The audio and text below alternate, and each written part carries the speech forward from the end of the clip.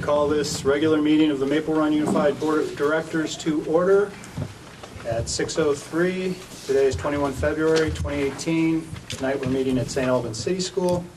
We have presently 6 directors present representing 5 votes. For item 2 on the agenda, I'd like to modify the agenda as follows. I'd like to add under 6, I'd like to add D, which is Paris field trip for the high school. Put that under the consent agenda. It's an FYI.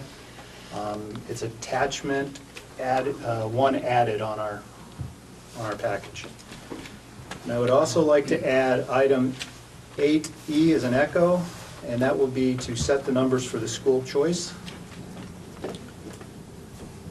And is there any other changes that anyone would like to make to the agenda? Okay, I'd look for a motion to approve the agenda as modified. So moved. Second. Thank you, Mike. Thank you, Milda.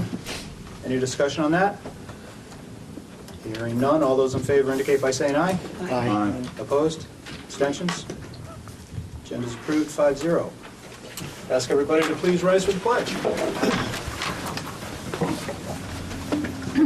I pledge allegiance to the flag of the United States of America and to the republic for which it stands, one nation, under God, indivisible, with liberty and justice for all. All right, welcome everybody. Seems like it's been a long time since we've gotten together. Apologize for canceling the last meeting, but I think Broke my heart. I knew how disappointed most of you would be, but I went ahead and did it anyway. Okay, so that brings us to item 4, which is visitors. Do we have any visitors that would like to address the board or give testimony to the board tonight? Nope, okay. That moves us to our host site presentation. I'll turn that over to Joan. All right, thank you everybody and welcome to St. Albans City School. So tonight we wanted to present something we call internal internships. And I know I talked with you a lot at the beginning of the year about the economics unit that we did and the school mall and all the work that the kids did. And I put all of their items up there on display, so if you get a chance you can actually look at some of the things that they did. That was so well received and students really enjoyed that. And then I ended up one day down in Hope, and Hope is one of our alternative programs.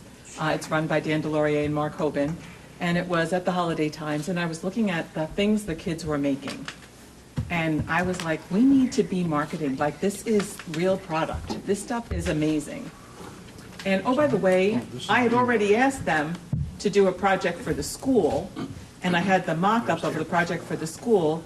And the more I thought about it, and coming back from the governor's thing where they talked about all the different ways that we could engage students, and they always think of internships at the high school level, but I think in middle school, that's where we're starting to lose kids. So if we can start thinking about internships even younger, where kids are being exposed and having jobs that really matter to them, that we'll have more students that are engaged and really enjoying their education more. So we sort of embarked on this. So I went down there, and I'm not going to steal too much of their thunder. The Hope program does a lot of hands-on, really amazing work. The stuff that they make, you can't even buy. It's that nice. So it's just sort of like, how do we start to make this something that anybody can access? So we've just started this business. I'm not going to let you think that we've been doing this for very long. This happened sometime in January, and we had the internships kind of formalized by the beginning of February, and now I think we just hired our final person today. We have more coming. Well, we might have more coming. So you're going to get to see a little bit of that. To give you an idea of what internships were, I put an internship form in your attachments. You also have the Hope job descriptions for the last 2 jobs that they posted. And one of the applicants who's actually here today who got the job of communications director, so that you can see what their letter of intent looks like, what some of the process looks like for some students. We're using internships throughout the school. I'd say right now at our school we have about 20 interns that are working in an internal internship somewhere in the school. They could be working for anywhere from an hour to 5 hours a week. and they're learning an awful lot, and I think the internship paperwork will spell out more, but you have to kind of see what it looks like in action and how the kids feel about it. So I'm going to turn it over to Mr. Hoban and Mr. Delorier and the Hope business.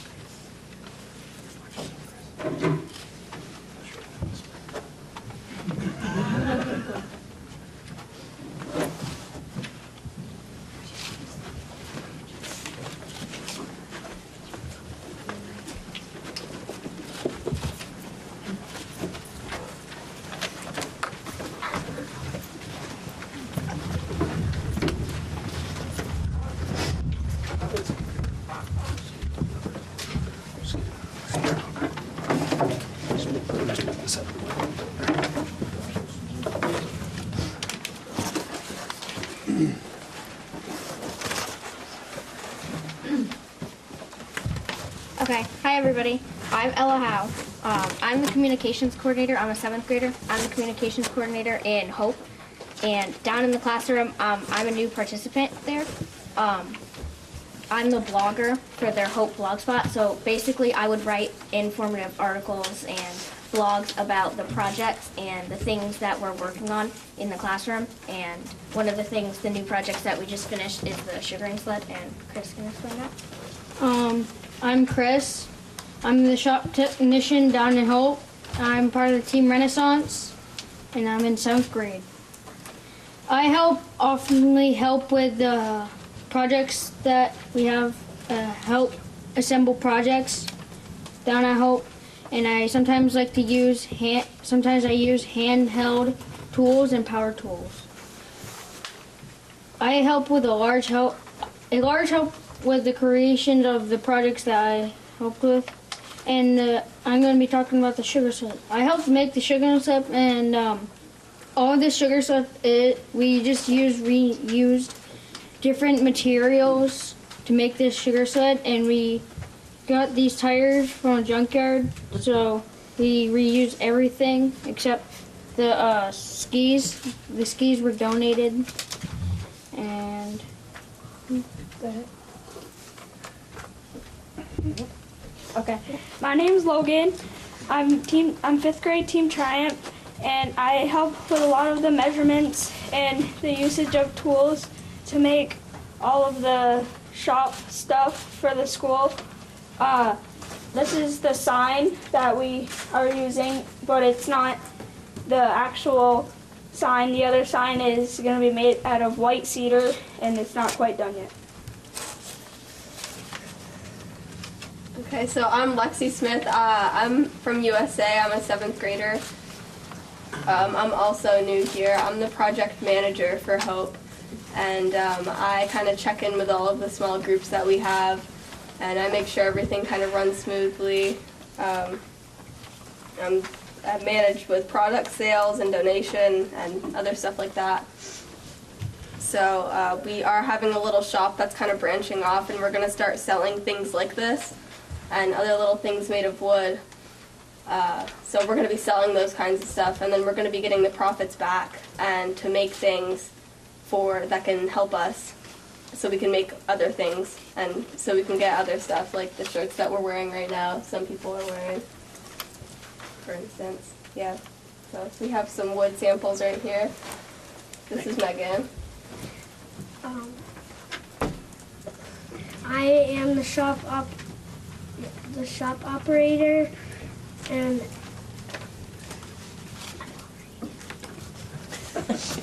I'm from Team Triumph, and I'm in 4th grade. And please, I don't know what else to say. I don't know this. This is a cutting board. A lot of people made it, and I did the stuff to put on it, I guess.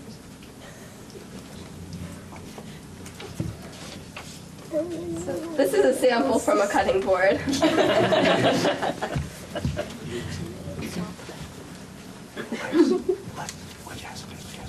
So does anyone have any questions for us?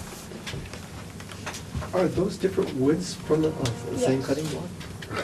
So they're glued together and then made into a cutting board, and you can make patterns? Do you remember what kinds of wood? Oh, cherry. There's cherry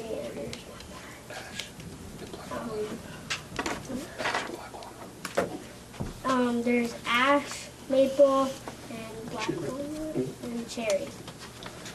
Very nice. And how many products do you make? It depends. I mean, some of the projects are bigger, so it takes a while to make, and some of them are just small things like this. They don't take as long, but I don't know if you've seen our Raider sign that's totally washed out when you enter the school. So that's the mock-up for the new one, which is probably about a week or two away from being finished. So all of the letters are cut. I'm going to help you guys a little bit, because this is amazing, the work you guys are doing down there. All the letters are cut out on the laser cutter, and so it's going to be wood on wood, but I guess we used cedar? Yeah. So that it's going to be able to endure out there, and really trying not to have something that looks washed out as the first thing people see when they see our school. I'm probably the biggest customer right now. I usually go down there, so you know what we need? I mean, some of the projects we're doing are community-based throughout the school. Others are, specific to the whole school. And then there's going to be, I think what's evolving right now is going to be the products that are specific to particular customers, which is kind of where we're at right now, just kind of launching that. So whether it looks like a cutting board or perhaps some type of idea that comes in from a potential customer, again, it's all about creating projects that the students can kind of take off by themselves. The kids will create building lists of materials and calculate board fee and price and come up with a price to get back to the customer. So there'll be a lot of opportunity for math and reading, writing. And then when we're going to use the instructables.com site, so the kids will be able to upload the projects that they've created so that somebody else could follow a step-by-step instruction plan to create the products or projects that they're doing. So there's a lot of opportunity. Yeah, and this work will also be part of, obviously, their own personal PLPs, so this will be part of their reporting out to parents. I think the cutting board's a great idea. Yeah, how Those do are those for how sure. do you get the word out to customers? Because I'm interested in cutting. We're going to slow play it because we don't want to overwhelm ourselves, but So if you're taking orders first. it'll be one of the things we start off probably pretty small and maybe just put something in the announcements. And we, as I hate to Ella share on mentioned, my we have phone, but they didn't bring a picture, so I'm just gonna, it's gorgeous. How big is it? It is huge. I didn't expect it to be this big, but I I just put think my it order in. turned out to be whatever. 12 by 16, and it was almost 2 inches thick. It turned out beautiful. And it was engraved for my nephew's engagement party. Oh, I so want one. Yeah, we all want one. It doesn't have to be engraved. I'm good with. I have a question for whoever wants to take it. Where did the idea for that thing come from? And can I assume, because I spy with my little eye, skis and wheels, is that like gets in a little bit too much snow and then it starts to take off on the skis? Is that how it works? And yeah, then it's Chris? I'm sorry. can't hit Sorry. rocks too much, probably. So Chris, what was our thoughts? What we thought was that since maple sugaring season is going to be coming soon, the tires are used for like mud and different type of like things that are like snowy or stuff. This thing is supposed to go all season. And the skis are for like the snowy days that when we gather sap from the woods. Well, what's the special part about it, Chris? That you could take the wheels off and just, Really? and you can just no more, go I get and it. just have it just go down on Sell a skis. few of those. We're going Very to tap cool. the trees out back by the soccer fields, and we're planning on putting in somewhere between 50, 70 taps. We're going to try not to totally overwhelm ourselves, but the kids will all pull the sap out, and we have a Cool. tote by the new sugar house. So it'll be a lot of work. So it'll be more than just these guys, but we'll be able to involve a lot of kids from a lot of different communities, hopefully. And hopefully these guys will be able to take that leadership role. That's the plan. Cool idea. And so where's your shop gonna be? Well, we're almost outside. We're down at the end of the kindergarten hall. Right. So we have a lot of nice equipment in there, and The old tractor room. yeah, the old tractor No, room. I mean your store. Oh, Ella's going to be handling that. It's probably going to be mostly online. we'll have some. The plan is as we start to grow is to make some extra stuff, to have some samples for people to come in and look at and give some ideas. But it'll be, most of the stuff will be made to order, and like I said, we're pretty small operation, so we're gonna I think Keep you it should light. be careful. 'Cause this could explode. yes. Yes, that's why we're sweating. It's gonna be all over Channel 15. But hopefully in a couple of weeks, people will see the new sign outside. Yes. So like the products are becoming even more and more visible. The work they're doing is amazing, and they've actually been doing this with the alternative program for years. Throughout this building, you'll find little step stools in each learning community in the younger grades, and they have customized engraved logos on them for the learning community. They're absolutely gorgeous. I got a wooden easel when I was in Bridges. That was customized. There's a bench that's Yep. down there. There's buddy benches all around that were designed by a little one of our students who thought that it would help people make friends, so they designed and built them. So they've built a whole bunch of stuff, and so now what we've been sort of doing is putting some of the formalizing around it. Also because with the what they're going to be doing next year when we have to go through the audit that they do when they come to the different schools, it's sort of like, how do you explain to somebody all the different things that we're doing? By formalizing it, we have a venue to be able to explain the opportunities that our students are getting. And not every student gets the opportunity to make stuff like this that looks so professional. Who's they? You said When the they- state comes The next state. year, so Maple Run will be having the internal review whenever we do that. And so one of the things we did was we wanted to sort of formalize it, all the different ways that we provide alternative pathways for students and engagement. And being down in Hope is a good thing. Chris, Logan, do you like it down there? Yeah. It's So- fun, we get a lot of work done. That helps out the school. So Joan, are some of these interns, they're all interns? They're all interns. All interns. Yeah. A sample of the interns that we Right. have. And an internship is really when you have a set time every week when you go down there and what you're doing is working on this project, and they're great about being there on time, getting done what they have to do. When you go down there, it's like all business. I was down there today, Chris was working on that. They were trying to get that board as far as they could today, and he's sanding away with his mask on and his glasses, and it's really pretty Yeah, nice. that should be up sometime after February break. Yeah. We just didn't want to rush it. We just wanted to make sure it was as nice as it could be. So that'll be done. Are you taking applications for more interns? Well, we have a couple people that we've interviewed. Yeah. And we're trying to not grow too big too fast. So there's some other people we'll be adding, but we're going to make sure these guys are comfortable in their roles before we expand. So it'll be, in between. It'll be after February break, certainly, before we start to. And they're not the only place where we're doing an internship. We had hoped to have a second intern group come, but they were just too new. We just kicked that one off last week. But the stewardship students have decided that the adults in the building are using too many coffee cups that are coming in paper, and they want to get rid of them. So we've found the stainless steel double-walled mug that's not brand name. And they're doing a logo for it, and they're going to be customizing them, so that's going to be another new business. But right now, they're doing the artwork for the logo. So they decided they would present to you next year when we have to present, and they'll be able to show you their business plan with how much money they've raised. And rather than presenting all of our new businesses now, we'll present. So there's a lot of different things that are going on in the school. But this is one of the ones that's probably, we've been doing it for so long informally that now we've kind of formalized it, and we're just sort of bringing it.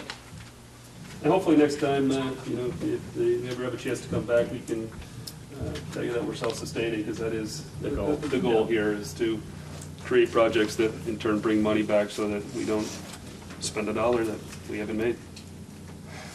And how, you said 5 hours a week they spend? Up to. Up to Usually, 5 yeah. hours. Most people don't do more than 5 hours. No. No, it's, And so what do they miss? we try to pull them out of specials. Yeah. Or at the end of the day, the 7th and 8th graders have band plus time, and if they're not in band, then they're just in class working on their homework, which some of them have gladly given up that time because they can focus at home. So Surprising. it's a good opportunity for them to branch out and have another opportunity here at school. And we run the projects continuous, so, you know, the whole team is working on the same project. So we try to keep a flow. At one point, we had like several different projects going, and we found that it's just too inefficient. So we have, what we've been doing, honestly, we have a department meeting Friday mornings. We kind of define the projects that we're going to be working on, prioritize, and then depending upon the priority, that project gets all the attention. Right now, it's assigned. So when a student comes in for their internship, if they're associated with the shop, they're working on the sign. So they already know what they're going to be working on. They're just picking up where the last person left off. So. I would just like to say I was impressed with how articulate young people were, because this can be kind of an intimidating scenario, talking in front of the school board and administration and the public, and you guys did a great job, so appreciate your explanation of what you were doing as well as what you are doing. So hats off to you guys. Fantastic. Also that, I know this is just a mock-up, but it's so nice. Do you think you'll put up on the wall? Or what becomes of things like that? It really is, that's to scale, right? It is, Yeah. it is, yep. They won't auction it off. Good job. Thank you. Any other questions? Actually, I had another question. Is there going to be, like, for growing this, maybe for the older kids, I know this is probably maybe a little beyond, but business plans, because this is a business. Is that something that you're going to explore with the 7th and 8th graders? They can carry it with them? Because that's a great skill. Right. Is that something in the plan? Most definitely. I mean, again, it's about, we I think Dan touched on a little bit, we got to have like controlled growth. Yeah. So, we want to keep it meaningful to the students that we have involved at this, and obviously we're excited that we have some 7th graders involved because we'll be able to leverage them next year. And the goal is to have a constant pyramid of talent coming up through, so when we do have those 8th graders leave, we've got a group of 7th graders coming in to fill those positions, so Yeah, absolutely. That's great. Yeah. That's a great skill. Thank you. Thank you. Thanks, guys. Good job.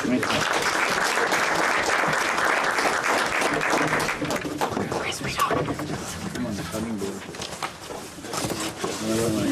I'm on Celtic knot on the wood side. Cut on. You don't know what Celtic knot is. It's possible. Christmas just got You can do that? Oh, yeah. And you can carve that?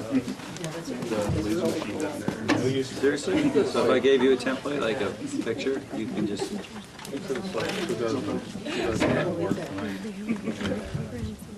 Thank you. Yeah, write that down. Celtic.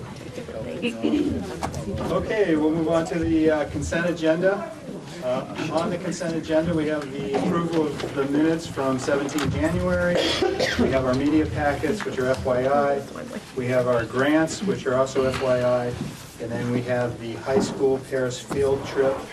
Attachment is added, which is also really FYI. So is there any of these items that I need to pull from the consent agenda for discussion? Okay, so if there's no objections, these items will be adopted. Are there any objections? Seeing there are no objections, these items are adopted. Move on to item 7, which is old business. And we have, finally, we have My apologies. I was sick, but the second time was your fault. Yes. You can't say that. we share them. So I included in the attachments a history of the project, and it was actually a really good process for myself to go through. I've been working on this for a lot of years now, and so having a timeline was pretty helpful. So I would, and I have some extra ones if anybody wants to see that. So I'm not sure exactly what, Mike, what you were looking for. Well, I'm asking you if you can pass the extra ones. Absolutely. I am. I can actually just come get it. Thanks. So I also went through and did some data, just to kind of give you an overview of where the project is at. All of our schools have really wrapped their heads around the process, making good referrals for us. From, let's see, 2016 to present, just Maple Run. So this project encompasses all of Franklin County. Just Maple Run has had 44 total referrals. K-8 were 28 of those, and high school 16. And then I went through and looked at some of the reasons, or some of the reasons things were accepted. When we started this process, we really wanted it to be about removing barriers. So we didn't take a punitive approach to truancy. We really wanted to say, okay, what's getting in the way of kids not coming to school?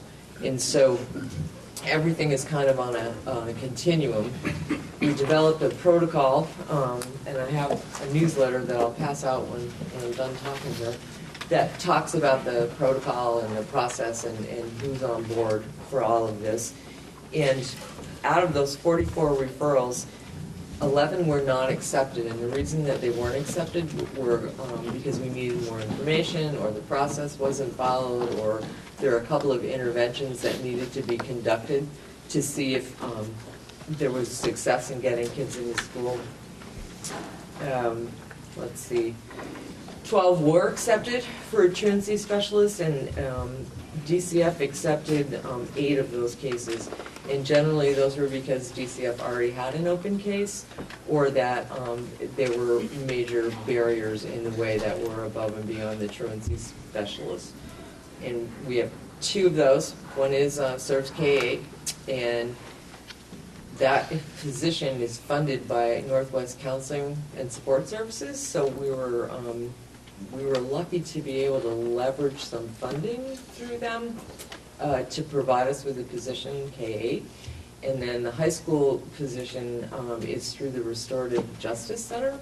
So again, this has not been a financial burden to Maple Run and to all of our schools and actually in Franklin County.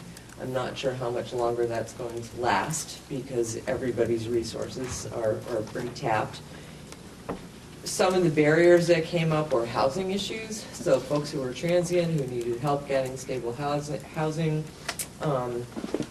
medical issues, so families needing help with access to medical intervention, and some challenges have been, and we had a big meeting today to just talk about where are we at, because we've set goals every year.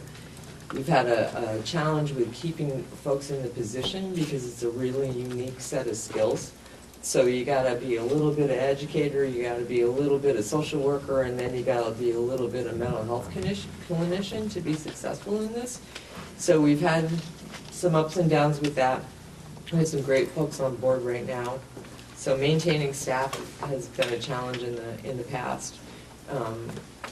We're about to address what to do about patterns of excessive absences that are excused, but there's a pattern of non-attendance, and just recidivism. So a lot of our cases that have been successfully closed were resolved.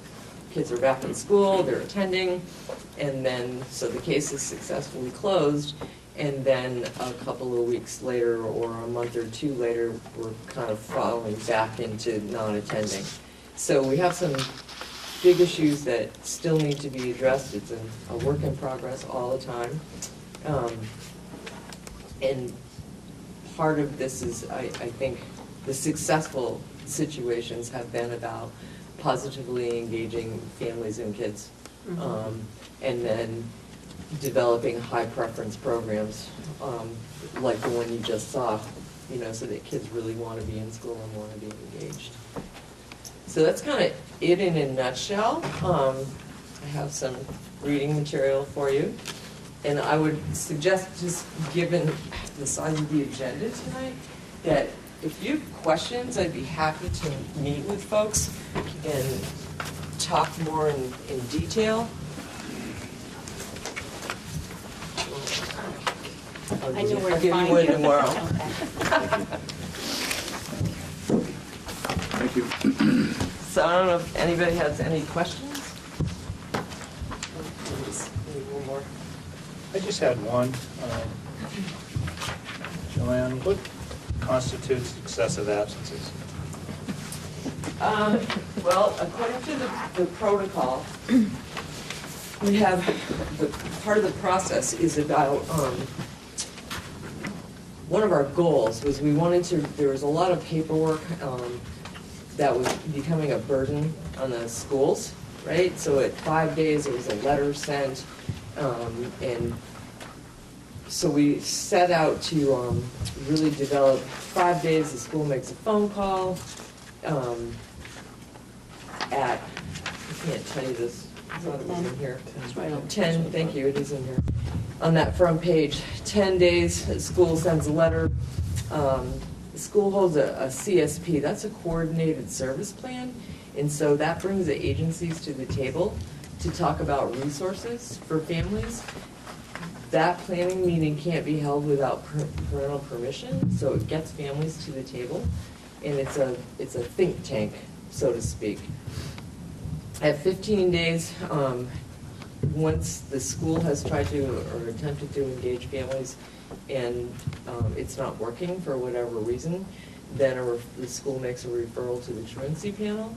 Our folks are pretty skilled at doing this at this point.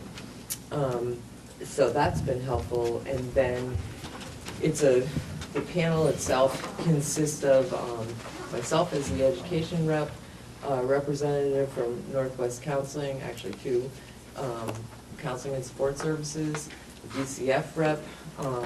We have one of the state's attorneys that also sits on the panel.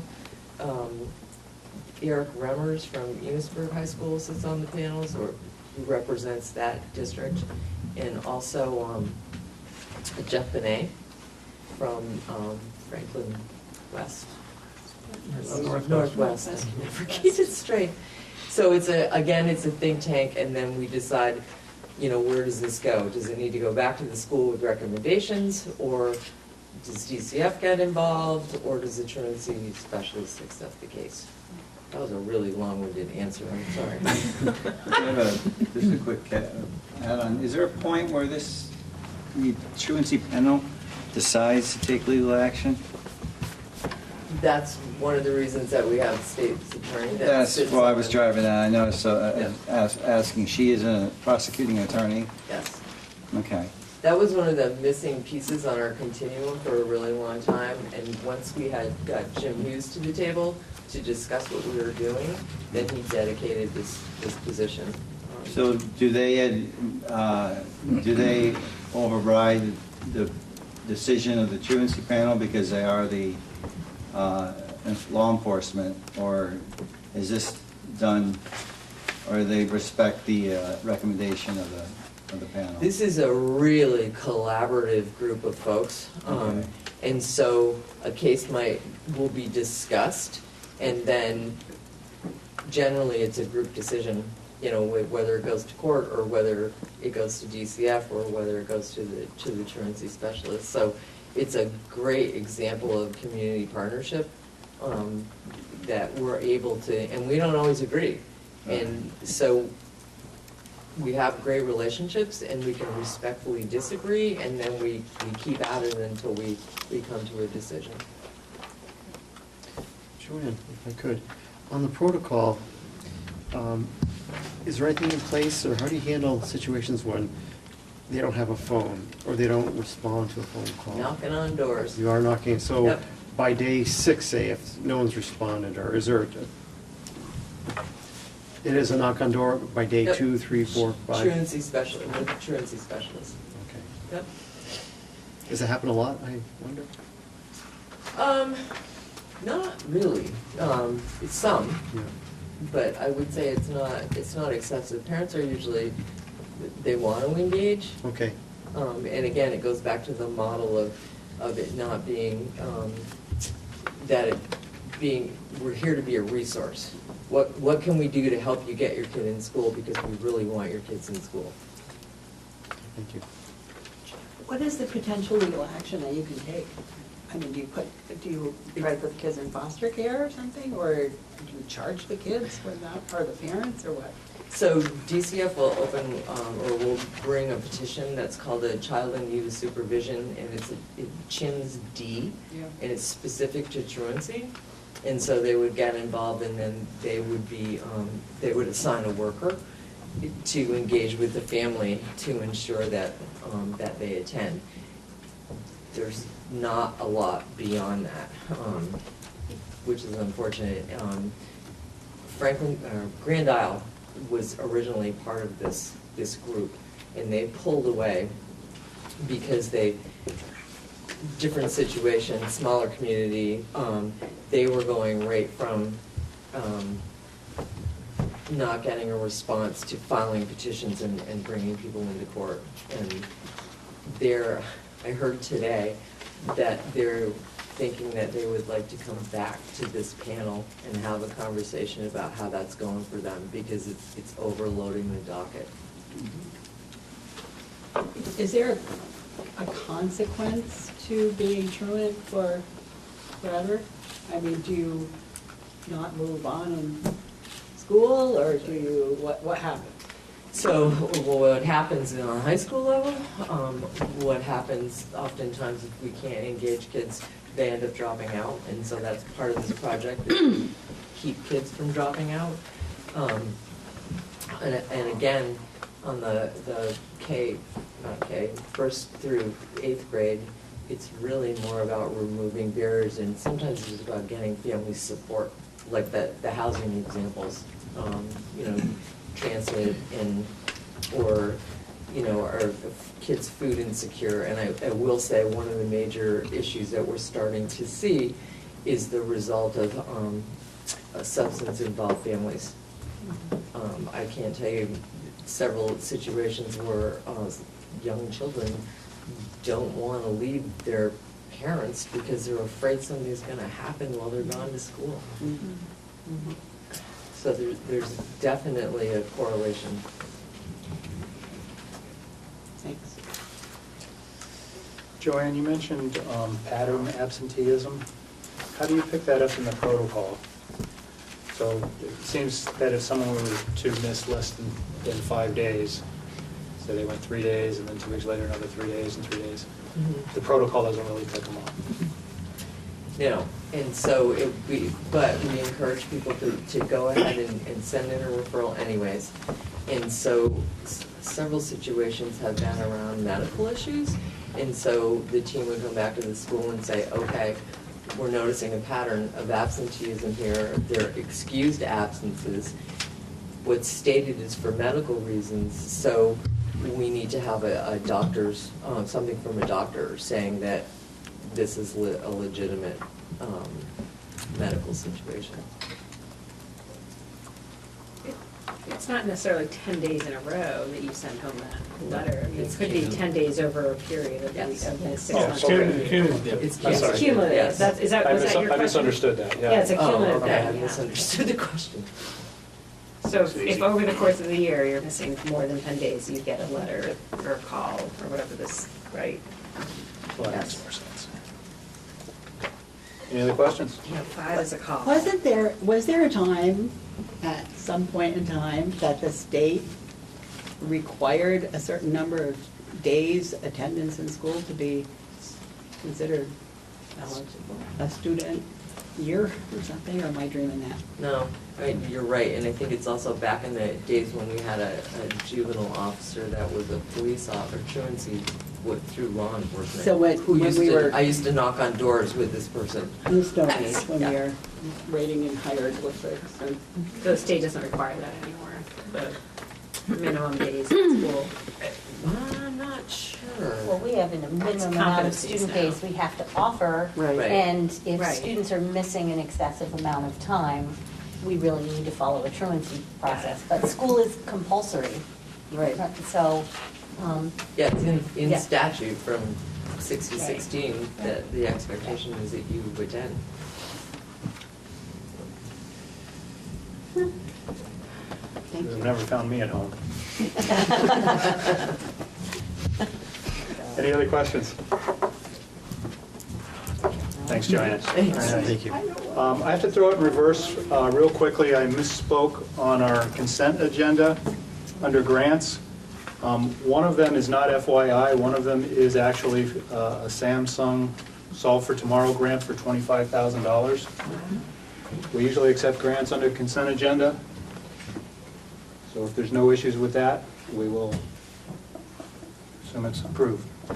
Accepted? Yes. Yes. Thank you. Sorry for that. And that brings us to item 7B, E20, Community Use of Facilities Policy. Who's filling in for Kathy? Well, Kathy's not here today. It is her recommendation that it's been through administrative. There have been comments. I'm not sure if I know she's gotten back to some folks about their comments, but the review of comments and administration is looking for a motion to approve the policy E20, use of facilities. Look for a motion to approve E20. So moved. Thank you, Jack. Second. I'll second. Discussion on this. Well, so the only question that arose from Fairfield was the use of the gym for a town meeting as taking precedence over other events. In the past, there was either 2 policies or 2 agreements between the town of Fairfield and the school of Fairfield that specified that as the town hall. And when we redid all the policies, we rescinded all the old policies, so then that would be gone. But if it's an agreement, it transfers over. And what I was thinking of is maybe we consider a municipal use policy or some addition to this, because that agreement was in effect with Fairfield, and maybe there's something we can write that would apply to all the schools. And my suggestion is that would be a separate policy, because we're talking about a municipality using the facility and not the community in the same sense. So, Mike, do we have an agreement? That's what nobody can find. Kathy can't find it. I turned in my binder years ago, and there were agreements in there, and apparently I understand Beth Horgan had indicated that she was going to check with the town clerk. So that's up in the air, but what I'm suggesting is we allow the community use policy and the procedures to go through as we normally do, but maybe we look at a municipal use policy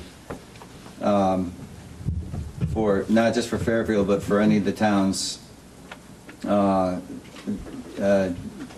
lines, 3 lines, something that just covers it, that covers Fairfield, but it also keeps it unified for all 3 towns. Even though St. Albans City and town don't do town meetings, we don't know what's going to happen down the line with state regulations and state laws. We didn't know we had to have a town meeting to form this district when we approved the articles of agreement. So that's my suggestion. That was my only concern, and my only concern I heard from Fairfield was that particular issue. And right now I can't answer that. Kathy can't answer that because we can't find the documentation. I mean, it says in here social, civic, and recreational meetings, and then specifically in 18E, it says civic forums and community centers. I mean, a civic forum to me is a town meeting. Exactly, but that civic forum would have to trump whatever else is scheduled in that gym. So That was the you want specific agreement. language in here that says a civic forum. And for emergency town meetings as well. That's the agreement that Fairfield had with the town. So this is fine if they fill out the form. Do you want a separate form in addition to the policy, or do you I want want to the make sure policy updated? we're not taking Fairfield's ability away to have first rights on town meeting, and if there's an emergency town meeting, that they're able to have it in the gym without going through a procedure that's similar to a community use procedure. So would that be an agreement between the building administrator and the community and the public officials of the town? It'd be an agreement between this district and the town. All right, I'm going to ask that we cut it short now because we're getting off the agenda. We're talking about a completely different policy now and proposing it, so I would say we push that to another meeting. We put it on the agenda for a future meeting. This is E20, and that's the policy we need to discuss right now. This is a good conversation, but I think a lot of people might want to weigh in on it, and it wasn't warned, so I would ask that we go back to E20. So what were the comments that were received? There were some comments in January. Most were that it was all right. I know, Steve, you had a couple of questions. I'm not sure if those were resolved. In January, you had. Right. Kind of esoteric, I suppose. Uses that could be reasonably expected to actually do give rise to a riot or public disturbance. I'm imagining in today's climate, any number of forums that could be held, you could expect someone being bent out of shape about it, and whether or not, what constitutes a public disturbance, I guess, and didn't know how that could be addressed, if at all. On that question, the rest of the comments from administration were that they were fine with the policy. Any other discussion on E20? All right, we've got a motion and a second. If there's no further discussion, we'll take a vote. All those in favor of adopting E20 indicate by saying aye. Aye. Opposed? Abstentions? Abstain. Motion passes 6-0-1.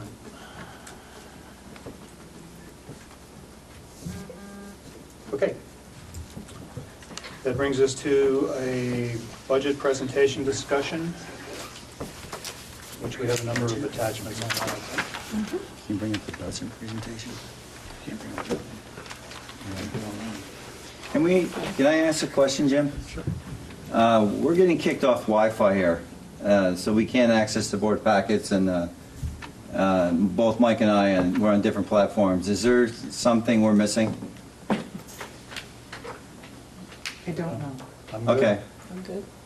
Yeah, I know the rest of you are good. You probably would have said something by now, but the... Maybe it's too many. Maybe it's too many, or...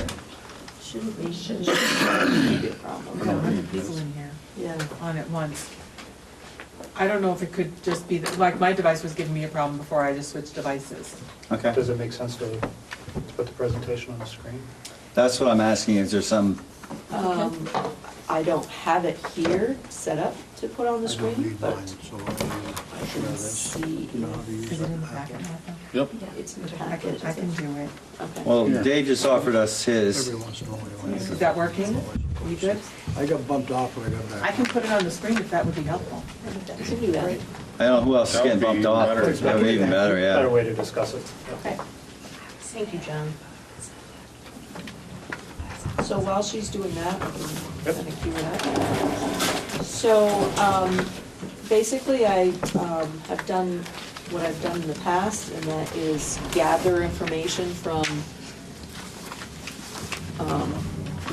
the schools and from administration, and I've put together a draft of the presentation that I believe Jim will deliver next week.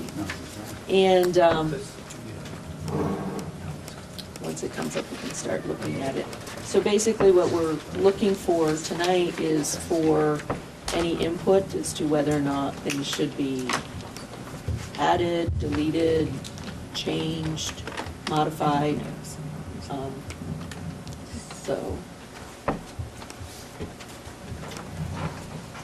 So I'm just gonna flip through and. Yeah, let's just start at the beginning. All right. So on the second slide, it lists the board of directors and the end of the term years. Can you roll it while I go If she's gonna do this, Dave, I'll give you this back. I really like this. And I've also indicated which candidates are running for re-elections and which ones are, have open terms and they're not running, sorry. Then we have just an agenda of what the presentation is. We have a slide here that says who Maple Run is, what school districts, what school buildings are included in Maple Run. With a lovely picture of each building so that everybody can see and identify with each of the different buildings. Then we've got half a dozen slides, one for each of the school buildings with some highlights that each building administrator supplied, along with some candid photos of students and things going on. So I think I'm going to ask the principals to speak to these slides. Makes more sense. They wrote them. So are you talking about like next week or like tonight? Next week. Okay. So your expectation is to have the building principals at the budget presentation? They come anyway. Way to pad a room. I just wanted to make sure. They're the only ones that come. So be prepared to speak to your slides when it comes next week. And I think I've incorporated everything that each administrator sent to me. If there is some issues, typos, or whatever, make sure and let me know so that we can get them all cleaned up and fixed up, ready to go. That meeting's at BFA, right? It's at BFA, the library. So then, a week from tonight. a week from tonight, yeah. A week from tonight.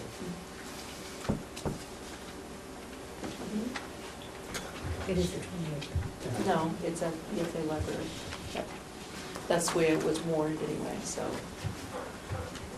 And then we thought it might be helpful for the community to know what we've been working on over the last couple of years and what we're continuing to work on. So we've put together a couple of slides showing some of the items that we have progressed on in our 5-year plan that all the leadership team has been working on, as well as the board. So we've highlighted. Kevin can have those 3 slides. I will. This is fun. We'll let him know. You got it in the minutes, right, Aaron? And so we've highlighted a few things, and then we've got some ongoing things listed, as well as, and that's just a small listing of some of the things that we're still working on. Yep. Then we get into the budget numbers. This just shows the overall total expense budget, which is $54,529,488, with a per pupil spending of $15,481, which is right in line with the state average, with our per pupil spending increase of 3.16%. We've thrown in a couple of slides showing different ways of breaking out that $54 million budget number. This one shows how much of the budget is dedicated to regular education, what is special education, and then the tech center costs. This is a new slide that I put in this year after discussion with the admin team. It kind of breaks out the budget in a different way, in the different large area buckets of the budget. There's the salary and benefits showing that 78% of the budget is made up of salary and benefits.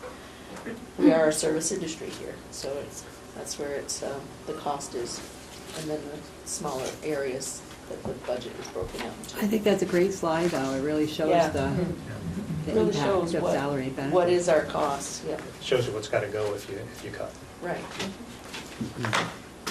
Then we did a very, very summarized expense report showing, again, just some of the different areas of the budget, how it's broken out. Then we get into the tax rate impact. So this is showing how you come up with a tax rate, what the calculation is basically in a very simple form. You start with your expense budget, you subtract out all your local revenue sources. That gives you what is the education spending dollar figure. That's the amount that comes from the ed fund. you take that, you divide it by your per pupil count to come up with your education spending per equalized pupil. That's that 15,481 that we talked about earlier. That calculates out using the yield that has been provided for school districts to use, which is $9,842, which is an estimated yield that isn't finalized, and that number appears that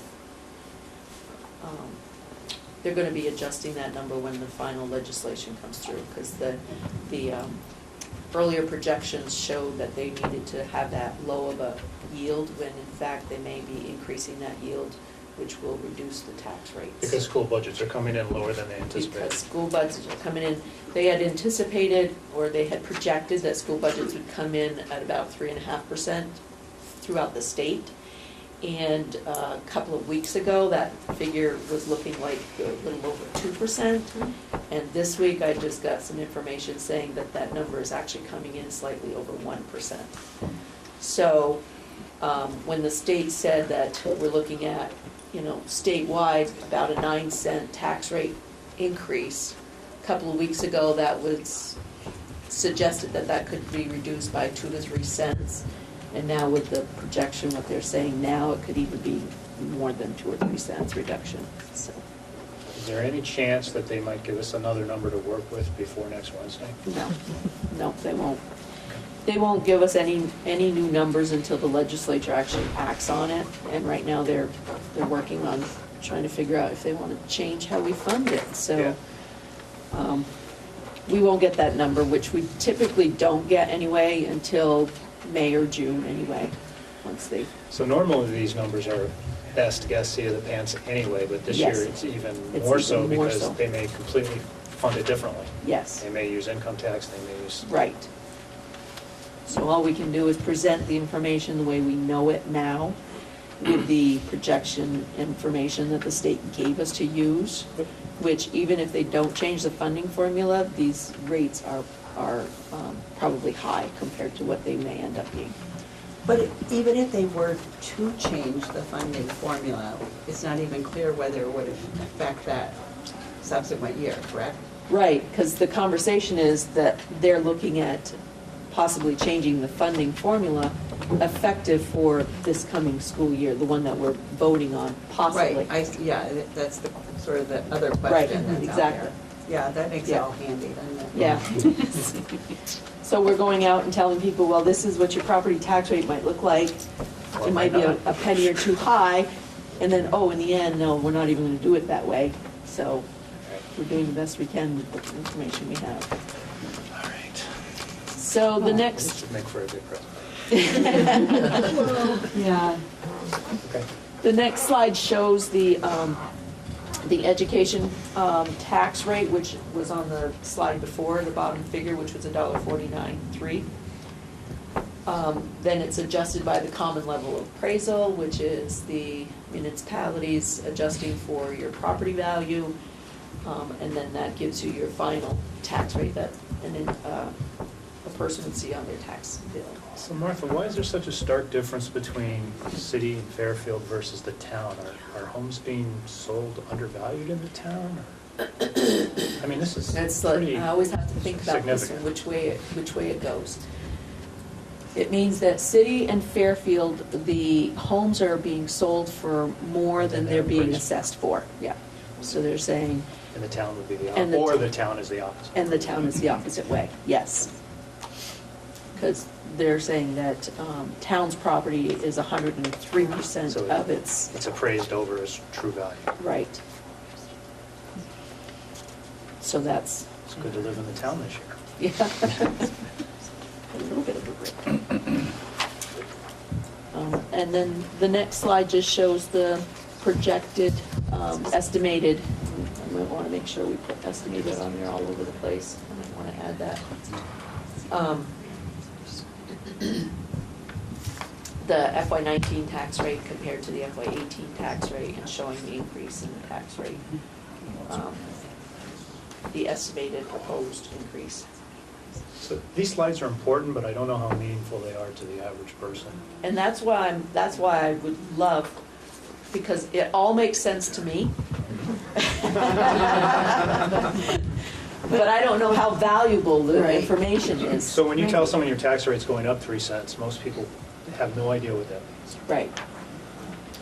So I'd say leave them, but. And at the end of this, they still might not have an idea what it really means. Yeah. That's the hard part. It's broken down in many different ways here. I think it's useful, but Mhm. I don't know that you need to spend a lot of time on each slide. How many people come typically? Usually 0. Counting us or? Last year it was me. 1 or 2. And my husband. Yeah. Yeah. Which is sad. I mean, I think it's sad. Yeah. Oh, I I think know. that's funny.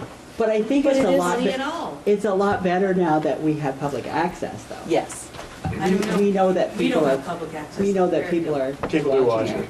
Yeah, Actually, public access, soon, because there's Vimeo, if you have internet, you can, all the stuff's on Vimeo through public If access. you've got internet. Yeah. Yeah. Okay. So there's that slide, and then there's a couple of slides following, and the first one shows the breakdown of where the tax rate increases occur. So I'm gonna just focus on one column just to make it easier. I'll work on city, sit on the city right now. So the yield I mentioned earlier, where last year it was 10,160, and this year they've proposed it to be 9,842, which we know now that that's gonna change, but this information is based on that information. The change in that yield actually is almost 5 cents on the tax rate increase. The equalized pupil count went down by like 2 equalized pupils, which that in itself also contributes to the tax rate increase. That is about 1/4 of a penny. The incentive, the merger incentive, last year we had 10 cents, this year we have 8 cents, so there's a 2-cent change there. And the amount that, of the tax rate increase that is actually tied to our budget that's being presented is for slightly less than 4.5 cents on the tax rate increase, with a total tax rate increase for the municipalities of 11.5 cents. Again, we think that's gonna be less than that at this point. How much less, I can't say, but we do anticipate that'll be at least 3 or 4 cents less, if not more. And then you have your adjustment on your, by the common level of appraisal. So we can explain all that by by how much the tax rate goes up or down, but I think what people are gonna wanna know is how much are my taxes gonna go up? So we're looking at is this on a $200,000 home here? If you go to the second slide, I do Yeah. have it based on a $200,000 property value, which has not been adjusted for income sensitivity. So, and I did it in the dollars. Instead of the tax rate, I did it in the dollars. So again, there's the effect of the yield is like $98. So when does income sensitivity drop off? I know it's, I think it's like, I want to say it's like 100 and,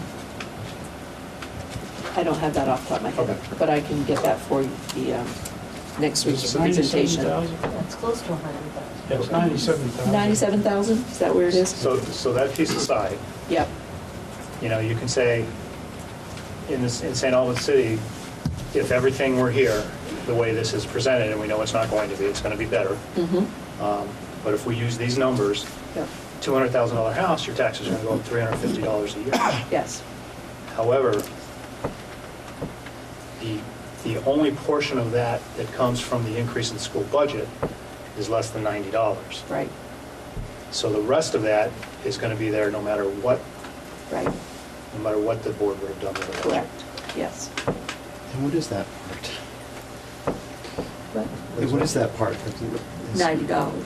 No, the beyond that we have. What are they? Yeah. Okay. Yeah, okay, I'm sorry. There's the yield, the Yield, adjustment in okay. the yield, which when they do adjust that yield, that's the number that will move. Okay. Of this. Then the equalized pupil count, we have no control over that number because it's based on a 2-year average of our actual enrollments.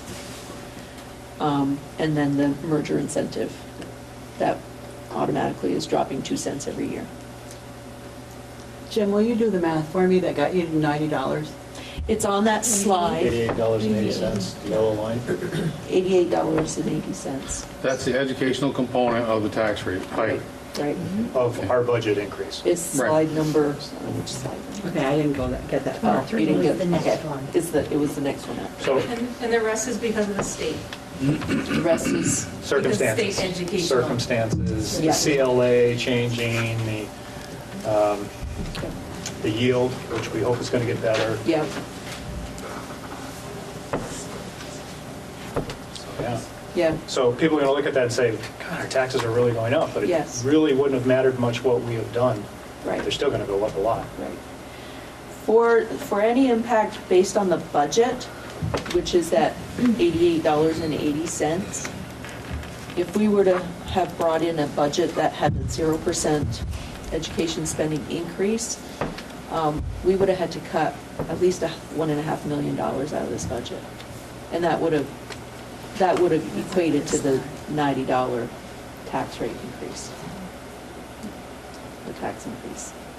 So That would only decrease it by $90. that would only decrease it by $90. You're not right. If we'd taken that $1.5 million out, Right. it would have decreased the tax rate by $90. By So that's where $90. we're getting that to something, would you Yes. say? Yes.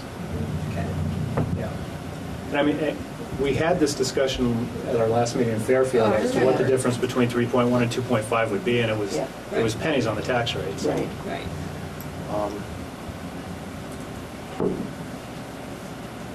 So I don't know if you want both those slides in there, or if you'd rather just have the one with the dollars in it. When you say both, yeah, you can leave them in. Okay. Because So- someone may want to ask the question. So how is that, Jim, what you just said, that we discussed the last board meeting, how would you convey that in presenting during the presentation of the budget? Exactly what you just said, that, it didn't matter, it was pennies on the dollar? Between the 2.5 and the 3.1. Yeah, and the 3.09. Good. I mean, if we made that a point, it's a specific point. Yeah, if you guys think we should. I think we should. Shouldn't that be a slide then? Kind of hard to put that in a slide, it's more of a talking. It's more of a talking point. It is a talking point, and I think, yeah. When this slide comes up, that's when you can talk to it. So, is that how you address, I mean, the public might see we're asking for roughly a 3% increase over last year, and yet taxes are going to go up between 8 and 12%. So that's just, Well, that's what Jim's gonna, He's gotta, That's what I'm trying to say. That's what he's trying to It's not say. our budget, yeah, he's gotta somehow. slam that home Yeah. next week. Yeah. I just thought the way you voiced it right now is pretty clear. Okay. Yeah. Well, I also asked Martha to put a slide in it, and that's not in this group, is it? No, it's the second group of slides that I. Basically, it's the same chart, only. It's the same. If we level like- funded, what the yeah. difference would be, and it's still a big tax Yeah. jump. It's, Yeah. I mean, And then I typically include these grids that show what the tax rate impact is for the different values of the homesteads.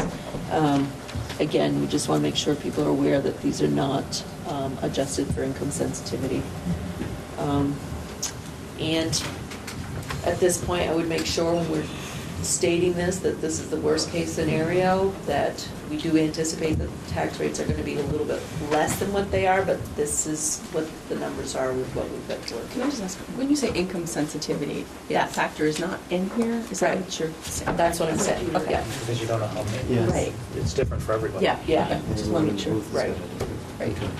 So your house is valued at this, and you would pay this much for property tax for your education. But if you make a certain amount of income that is less than the 97,000, this amount gets adjusted down. You don't pay that for any other. Okay. Thank you. Yep. There's one for each. This could be a tough sell. Yeah. What did you say, Jim? I didn't hear what you just said. Oh, the presentation could be a tough sell. Would the press be there? Well, we're gonna have a camera. I meant messenger. Oh, I'm sure. They usually always are. And Michelle Monroe's already been to our office and. Yeah, I bet she has. If we're driving this point, it'd be nice if they picked up on it. And then we just. Well, they're very supportive of the Maple Run, so I can't imagine that they wouldn't. Yeah, but I make no assumptions, so I'm just saying it'd be nice if they do it. I know they will, but I wasn't just gonna come out and say that, but I just did.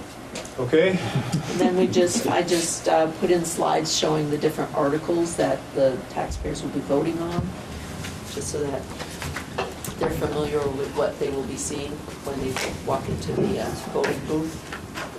There's the clerk and treasurer, and then the second slide is the director's positions that are up for re-election. So we have one from each community?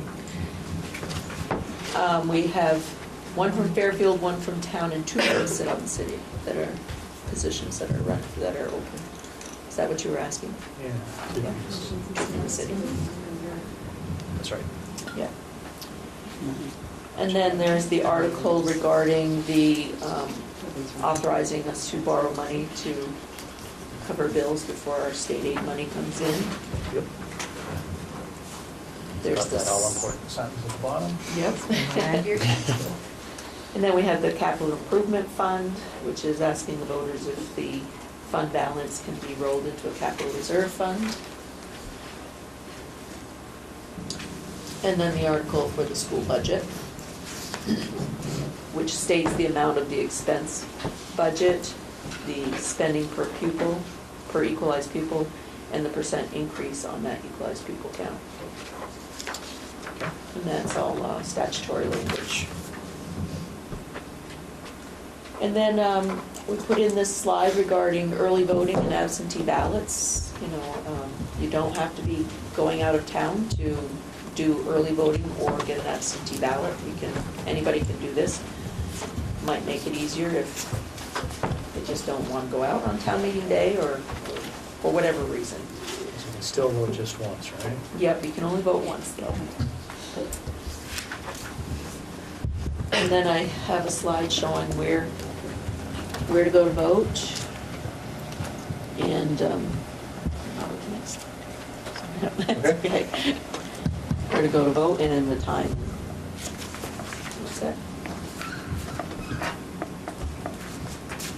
So could we flip over, Joan, to 7 Charlie? It's the other one that has just. All right, so if you don't mind, I'm gonna take it off and then bring it back on again, because I can't really control it all the time. Okay. All right. So these are a couple of slides that we kind of added that would show what it would look like if we level funded. I think. Yeah. And most of these slides are basically all saying the same thing, but saying it in different ways. So it was kind of like Jim kept saying, well, how about if you try and show it this way or that way? So I just created a bunch of different ones and figured out, I'll let you guys decide if you want to use any of them or not. The very first slide in this group is the same one that's in the presentation. Do we have these in our packets? Yes. Yes. Attached. Yes, the second attachment. Yeah, actually, it's before the one we were just looking at. 7C. Here you, getting there. Go ahead. Okay. So I did one that says breakdown of the tax rate increase with comparison if level funded. So this is the one that shows the tax rates, not the dollar figures. And I added a column on the right that shows what the numbers would look like if we had a 0 increase in the education spending. So the per pupil increase instead of 3.16 would be 0% increase. So Again, I think dollars is going to be more helpful. yeah, And I showed that, that's the, or did I not put it in dollars? I didn't do it in dollars. Jim, you didn't check on that. I can Yeah, convert it's my that fault. to dollars. Sorry. Yeah, I didn't, did I? I thought I Well, did. so I guess my question is, would it be helpful to do that? Yeah. Is it gonna muddy the waters, or is it gonna drive home the point that, It's basically gonna show that where the $88 currently sits, it would be zero there.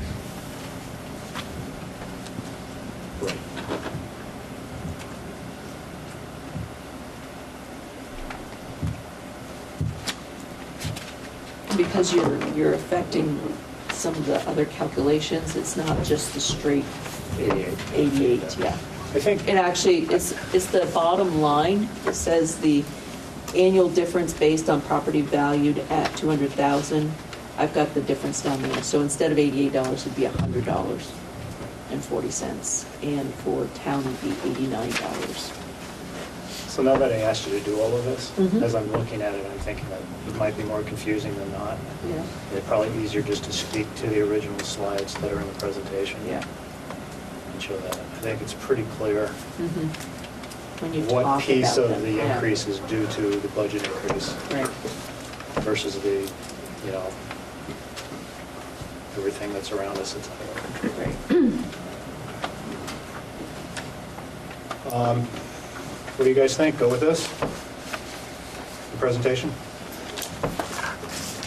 Yeah. I think you did a nice job, Martha. Yeah. Very, It was a very good job. group effort. There's a lot of hands in this, so. Did you want input of talking points other than the one I gave, or is there anything else that you think you need? No, I think we're. Okay. In the second one, I just don't have it open yet, but you have a line in here and it's on a few slides and the extra work Jim made you do. But it says without the merger incentive, each town's tax rate would be a minimum of 0.08 higher. I think is that information in the other slide deck? Yes, I don't- yes. Is that at the beginning? Yeah, it's in the. It just shows up a lot on this one, so. Right, it's because it's the same slide, just recreated.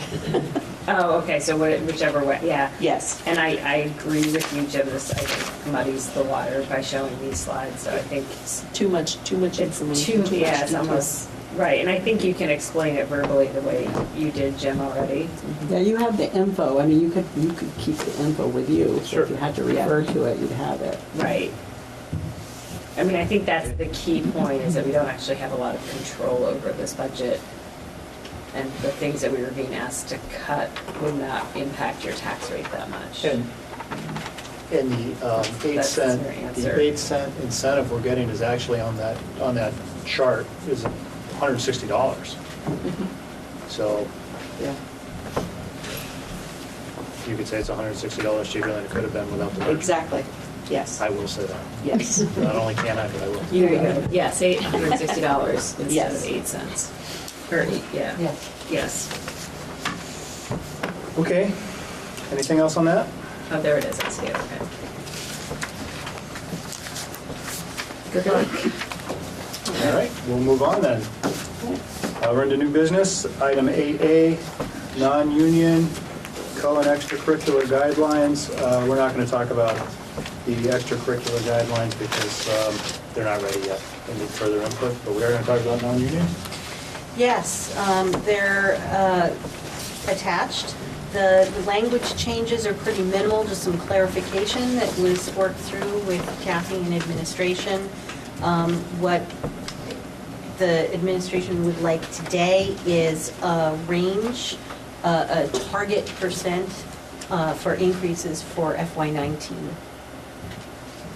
And Martha, I don't know if you have For the any non-union staff. For the non-union staff.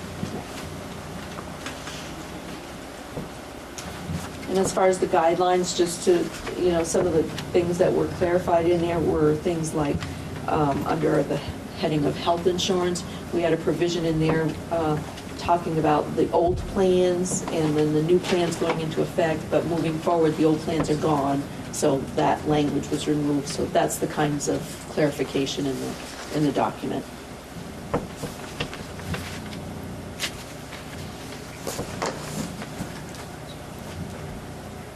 So I'm looking at things that are in red are added. Am I looking at the right document? Yep. Some are added and then there's some strike-throughs. Yep. Health insurance matches. Matches the professional staff Yep. agreement, yep.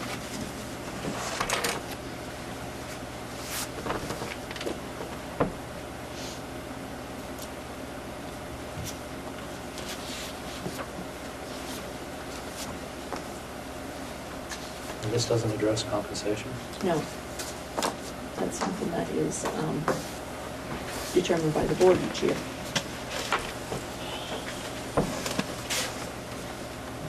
Okay, so are you asking us to approve these guidelines? Yes. Yes. For a motion to approve these guidelines? So moved. Mike? I'll second it. Okay, Steve? Discussion, questions on these?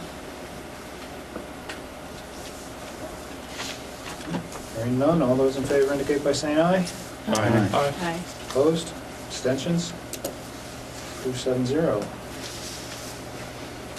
8B is a banking resolution. Okay, so you don't want to act on setting a rate increase for, Want it to be similar to the support staff union or or? union group, or we give a range to Martha and Kathy to put on the grid. For compensation. What do you recommend? Well, Kevin was looking for something in the area of 3.6, 3.8-ish increase. And that would be, we would do it like we do the other schedules where we would do like a total new money type of increase, and because it's on a grid, some would have a little bit more and some would have a little bit less of a percentage increase, but it's the same across the board. I didn't realize non-union were on a grid. It's a salary schedule that we have, that we use so that we can formalize and have standardized rates across the district. And you're looking for 3.6% Total new money. total new money for this year. Yep, for FY19. FY19. Yeah. And this would be, I believe there was 54 staff members. What's the dollar, if it matters, is there a dollar amount? Well, it would vary. Well, I mean, I guess Yeah. it would only matter if we knew how much we're spending now, how much. Oh, about the 3.6%, I think the total increase would be about $90,000 Okay. out of, let me see if I can. So 3.6 sounds like a lot to me. Mhm. What are teachers getting? What are support staff getting? I mean, is there? Support staff are getting 3.5. It was negotiated. Okay. And I believe the teachers was 3, I want to say. I have to look at the agreement.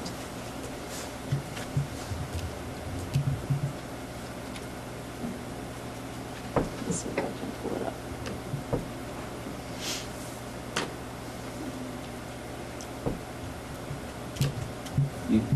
And who falls under this?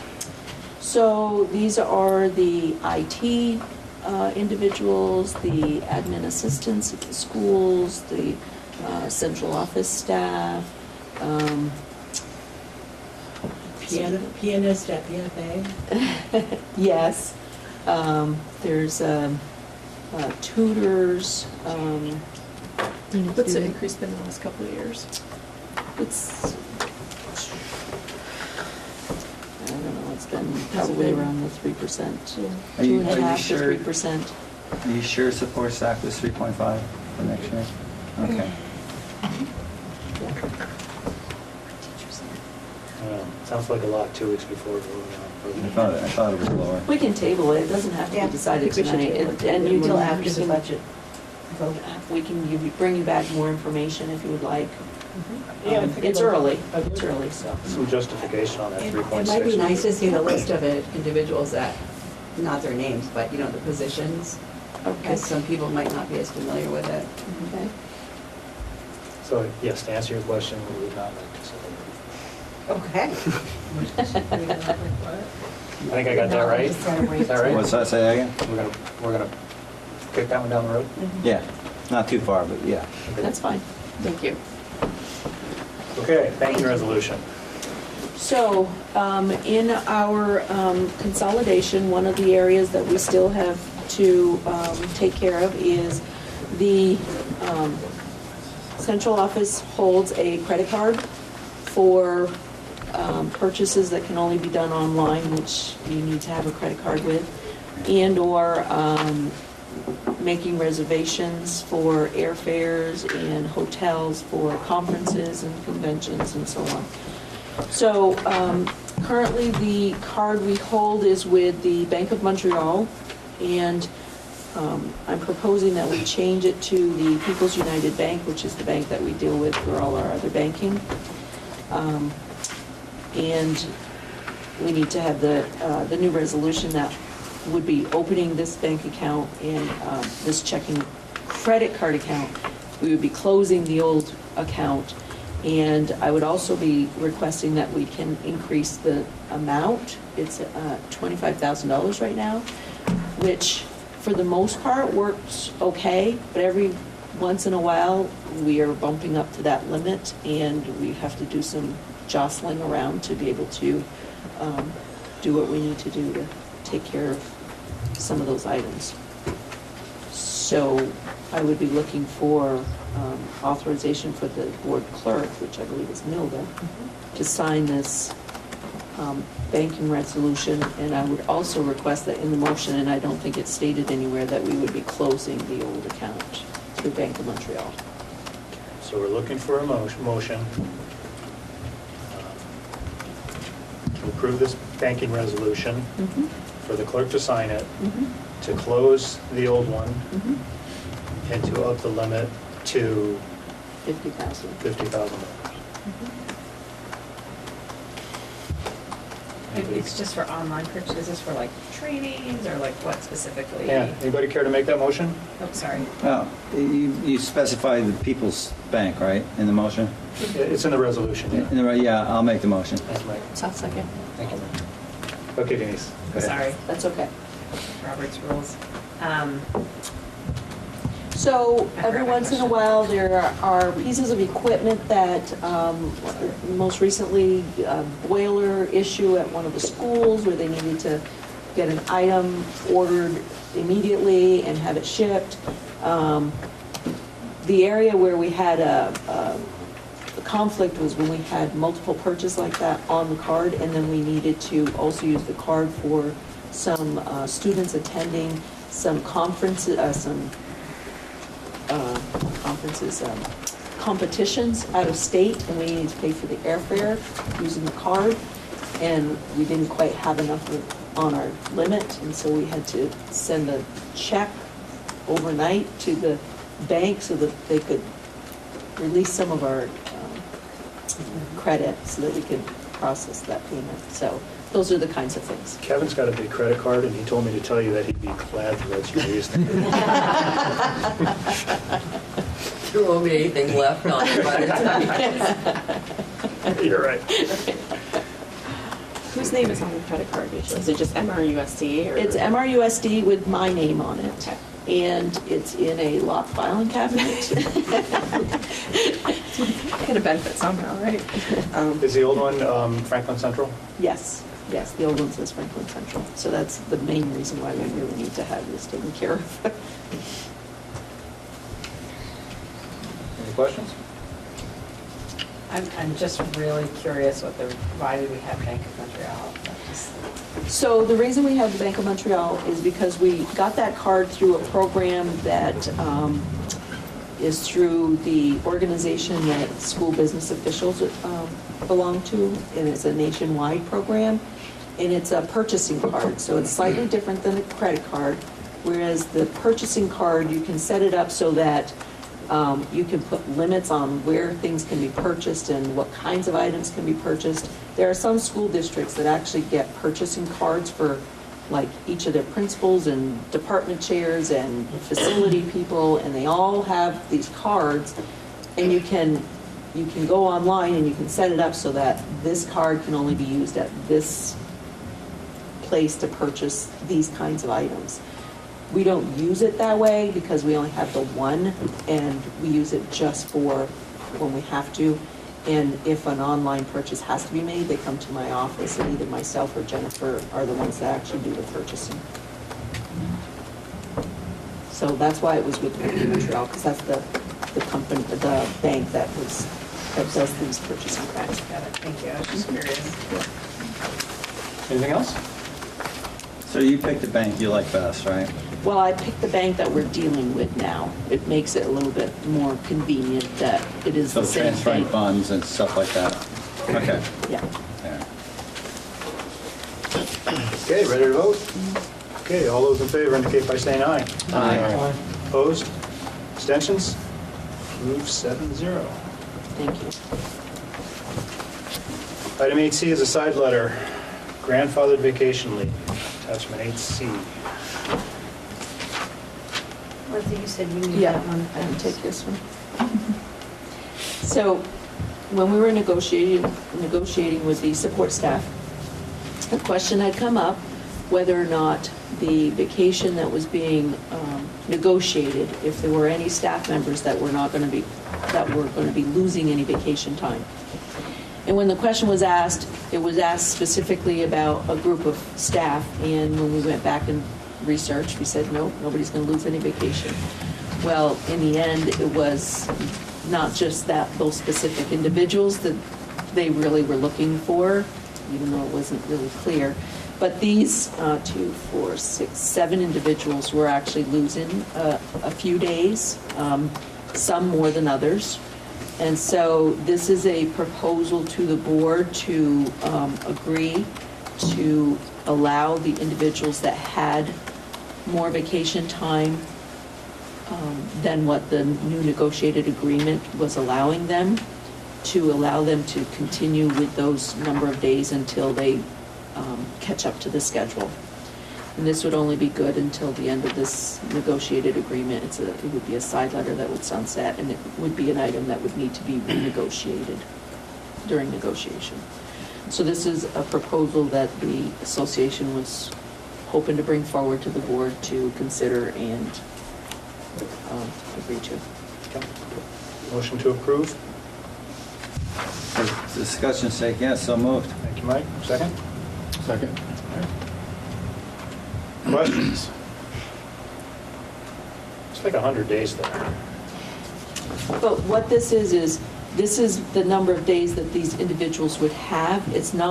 These are not additional days over what they currently have. This would be their number of days. Total. So right now, the first person on the list might now, with the schedule that's in place, have only 10 days, but this person had 12 before, and so it's really, 2 days. So it's only 2 days instead of 12 days. Right. This is just saying how many days these individuals will be able to have and carry until either it's renegotiated or they catch up to the schedule, or the schedule catches up to them. So this wasn't negotiated then? Vacation, the schedule for vacation time was negotiated. And because there was multiple vacation schedules in all the different contracts, sorry, there was a schedule that was proposed, and in the negotiation, there was the conversation as to whether or not certain individuals were going to lose any vacation days. Those individuals are not going to lose vacation days. But then it turned out that there were some individuals that were going to lose some vacation So it days. was represented to the association that nobody would lose vacation days. Right. Turns out that some Turned people out there were some people that do. were going to lose a few days. And now they're asking us to make it right. Yes. There's 7. Yes. So we For these specific individuals only. made the error. Yeah. Okay. Yeah. Do we know what the number of days People that are really on this is? list, the longevity, and they're really the people we count on So their longevity is what earned them those days. And I know the ones that are on there from ours were never in a union, so it would have been hard for the union to know what they were losing. Correct. Right. Thank you. For me, it's just side letters I always get. A little nervous with them. It's not the days. And we don't know the net number of real days. I want to say it's probably 2 or 3 per individual. It's not a lot of days. Okay. Any questions? Any more? Discussion? All right, let's vote. All in favor of approving the side letter and authorizing the board chair to sign it, indicate by saying aye. Aye. Opposed? Abstentions? 7-0. Staff matters. Yes, they do. The school choice numbers, I thought we were going to add there at 8E. I'm sorry, thank you. Well, we already forgot it in January, so I wanted to 8E. make sure. Set the numbers for school choice. So every year, the board needs to set how many students they will accept through Act 129, and how many students they will allow to leave. Last year, we had a long discussion. We increased the number from 20 that BFA, this is high school choice. High school. Only. We increased it from 20 students total to 25 students total. And we also adjusted it so that instead of 5 students being accepted per year, it's a cumulative 25. And that way, if you have 6 freshmen who want to attend, we don't have to bump anyone as long as we meet that 25. This is something we were supposed to do in January for a February 1st deadline, and we missed that. So currently, again, we have 25 students that we accept, and we allow 40 students to go to other schools. And we only have a very few students that choose to leave and go to other schools. I think it's 2 or 3. But we currently have, I think, 24 students that are looking to attend next year. That's my So understanding. then just to be clear, this is the Act 129. This is Act 129, Okay. so we don't count these students in our average daily membership, and we do not receive tuition for these students. It's different from than those students coming from Georgia, for example. We don't count them in. No, we do not. Their home districts count them in their average daily membership. Oh, okay. So. I thought these we are- got that and just did forego the tuition. Nope. You don't get. Chris, how are these numbers working? I'm very supportive of the Act 129 policies that you folks have set. I feel strongly that the fact that we have right now about 26 students projected for next year to attend BFA, and 6 right now who could attend BFA are attending elsewhere. And I'm only anticipating right now, and it's not confirmed, 3 that may not be, I think speaks very well of what we do at BFA. If the numbers were reversed, I would be troubled, as I know you would be. So I think when given opportunity and choice, people see our school as meeting the needs of their children. I think there's several reasons. I think it's because of the co-curricular programs, athletics, music, etc., and the variety of academic programs that we offer. So, and certainly our strong staff. So, I think that I would take as many as we can reasonably absorb. I think right now, with our declining enrollments, it's a good opportunity for us to be able to welcome these children, and I think by word of mouth, if they come to BFA and have a good experience, it's excellent for our public engagement and helps to attract students not only through Act 129, but certainly students from our general ascending areas of Bakersfield, Fairfield, et cetera. Fairfield along, but Bakersfield, Georgia, et cetera. So I'm very encouraged by it and appreciate your flexibility in allowing us to take as many 129 kids as possible. I think it's a very positive statement for the school and the district. So the present numbers we have are sustainable? I believe that to be absolutely true, yes. Do they require an increase in accepting? Are you, that's what I'm I sort of think right hearing. now, the latest number I have is 26, so if the policy's 25, I don't know if we want to up that a little bit, Oh. or if we need to. I want to just caution.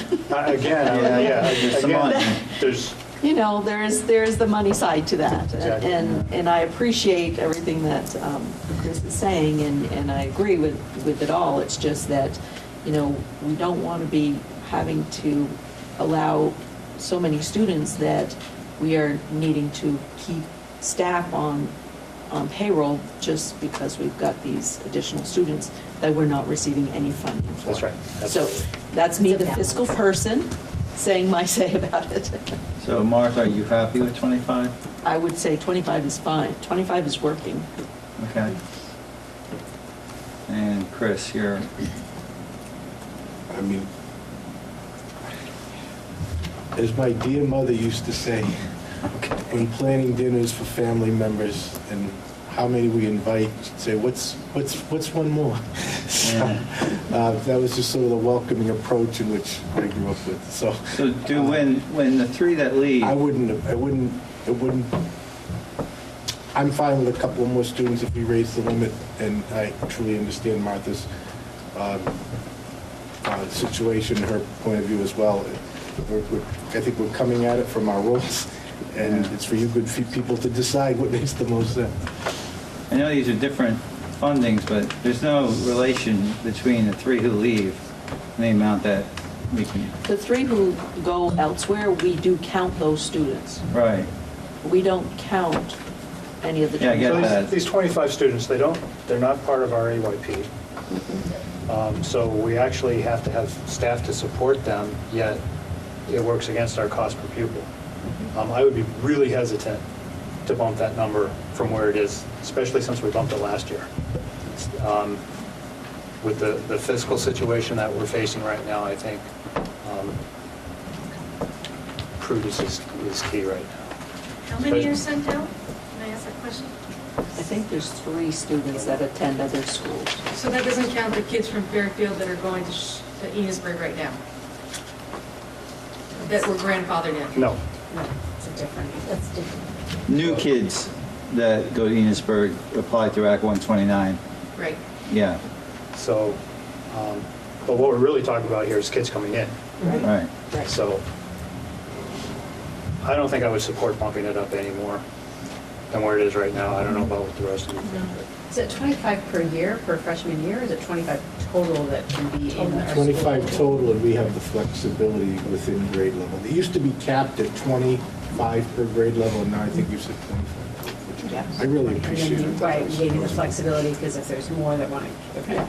And if, you know, you So have, if someone graduates. you have 6 graduating seniors and only 4 coming in freshmen, then there's, you know, some openings. If we get people knocking down our doors, then, we address it next year. Okay. So we look for a motion to set it for the existing numbers, if that's the will of the board. So moved. Is that 25 and 40?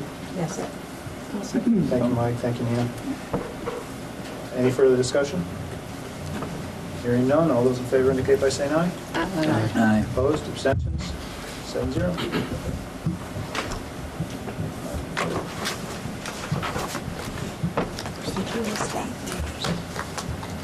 Sorry? Oh, Staff matters. That's just one. I've written all over my agenda, so. Oh, yeah, stuff. Does that mean? Staff matters. That wasn't matters. over. It was.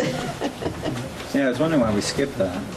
Julie made me. I did it. I apologize. Yeah, right. I was so worried about not missing that. So what's up with the staff now? Do we have some resignations, I see? We do. We have a number of resignations and retirements that are announced, and we do have one request for someone who is retiring now that we waive the $1,000 fine due to family circumstances, and administration supports that individual having that fine waived. So just to be clear, all the resignations and retirements, they're FYIs for us, right? Except for one we're going to refuse. that correct? I don't think he would like that, but We would like to refuse it, Yeah. but. he would. Tell Mr. Lyons that he's here forever. So the only thing we have to have an action on is the $1,000 penalty in one Correct. case. Yes. Right? Is it a retirement or just somebody who is It's a breaking the retirement, contract? but it's a retirement immediately, and so, rather than at the end of the school year. And because of breaking the contract language, that person would have to, and They're taking care of somebody who's. correct, they have individual circumstances that the administration of the school and in central office support waiving that. So what's the motion need to say, Julie? Motion to approve the retirement? I would To say waive the just to contract? waive the fee for the individual who requested it. Yeah, we got it. Yeah, I'll make that motion. Well, You have to name him. Yeah, you have to name it first. Brenda Rich. So the motion would be to waive the $1,000 penalty for Brenda Rich. Should we say something in the motion about being not precedent setting? Doesn't hurt. Okay. We can. I mean, I think it's a case-by-case basis. I think that's the way the contract is, doesn't it? We've always done it in case by case. Okay, as long as you have that, as long as that's protected. Okay, so we have a motion. Did we get a second? I'll second. Go, Steve. Steve, second. Thanks, Steve. Welcome. Any further discussion on that? Hearing none, all those in favor indicate by saying aye. Aye. Opposed? Abstentions? Approved 7-0. Someone will contact Ms. Rich, let her know. Absolutely. Okay, I think that brings us to other business. We have a whole bunch of warrants. Yeah. Motion to approve the warrants. Thank you, Mike. So, second. Thank you, Nina. All right. Spend the next 40 minutes signing those. Start with Denise. Sure. Yeah. That's why I show up. Did we vote on that? Oh, yeah, good idea. All those in favor indicate by saying aye. Aye. Opposed? Abstentions? Once in a while I catch it, Jim. Once in a while. So what happens when we don't have a meeting for a month? Yeah, I know. Well, fall off the wagon. All right. 7-0. Joan, you're on the agenda again. All right, so you have my report. I don't know if anybody has any questions on it. I don't want to go through all of it, but I was going to highlight just two things. Okay.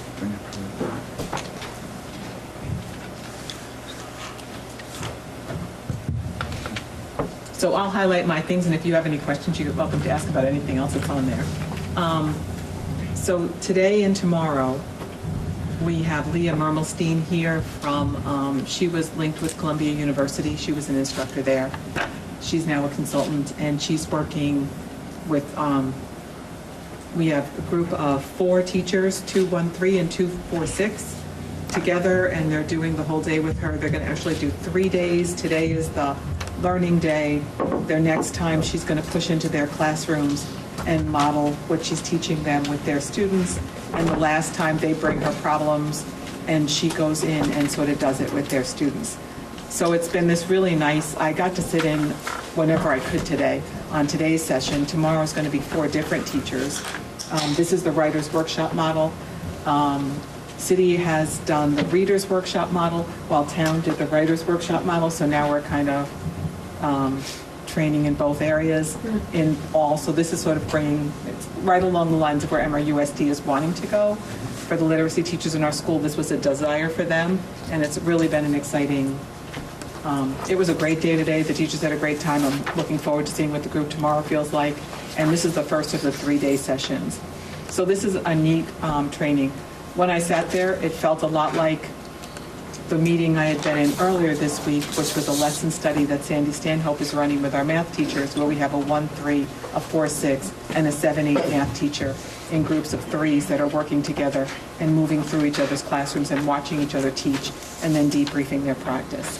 So it's really been kind of wonderful, and so it was just a nice thing, and it's happening right now. So I thought that was a nice thing to share. And one more thing that's happening right now, a little on the lighter side, is we will have our first annual staff fun night this Friday night. We have 60 staff members signed up to be part of this. And we're going to be having activities throughout the building. It's adults only. And it's the first time we put it out there. And we were surprised to get 60 people willing to stay on a Friday night before a break to hang out with one another and do some activities. And the whole thing's going to end. I'm actually hosting the biscotti baking upstairs, and we have to make the dessert for the end of the night. And then we're all going to meet in the large gym for an Almacan competition and some biscotti, and then everyone's going to go home. But we have jewelry making going on, and we have a Zumba class, and there's the Omnikin, there's crocheting. What is Omnikin? Omnikin is this giant ball. Okay. And I've never played. You just try to knock each other over. I've never heard of it. But yeah, but it's a big ball and you just try to knock each other over off. It's like a dodgeball, but it's huge. So we had this idea a couple of months ago, and Rusty is kind of hosting it, and Alicia, and we called it Open Doors for Adults. And it was going to be our one day a year when we just did this, and so we're trying to make this an annual event. And I was just thrilled to see today that we have 60 people signed up to be here on Friday afternoon before break, which is really kind of nice. So is this extended? You are welcome to come, absolutely. More the merrier, we're I want to good. see him do. What date is this? This Friday. The 23rd? The 23rd, 3 to 5. 3 to What kind of 5. biscotti can you make? I got a feeling it's going to flow somewhere else at 5 o'clock.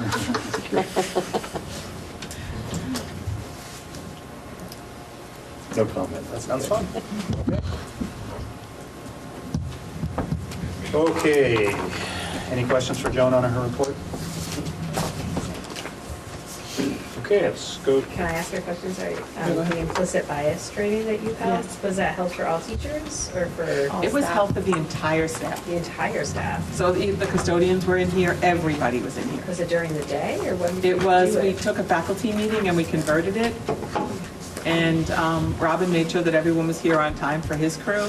So we basically had the entire building here. We actually closed the front door and put a sign up with a telephone number to call, which was a cell phone. And everyone was in this room.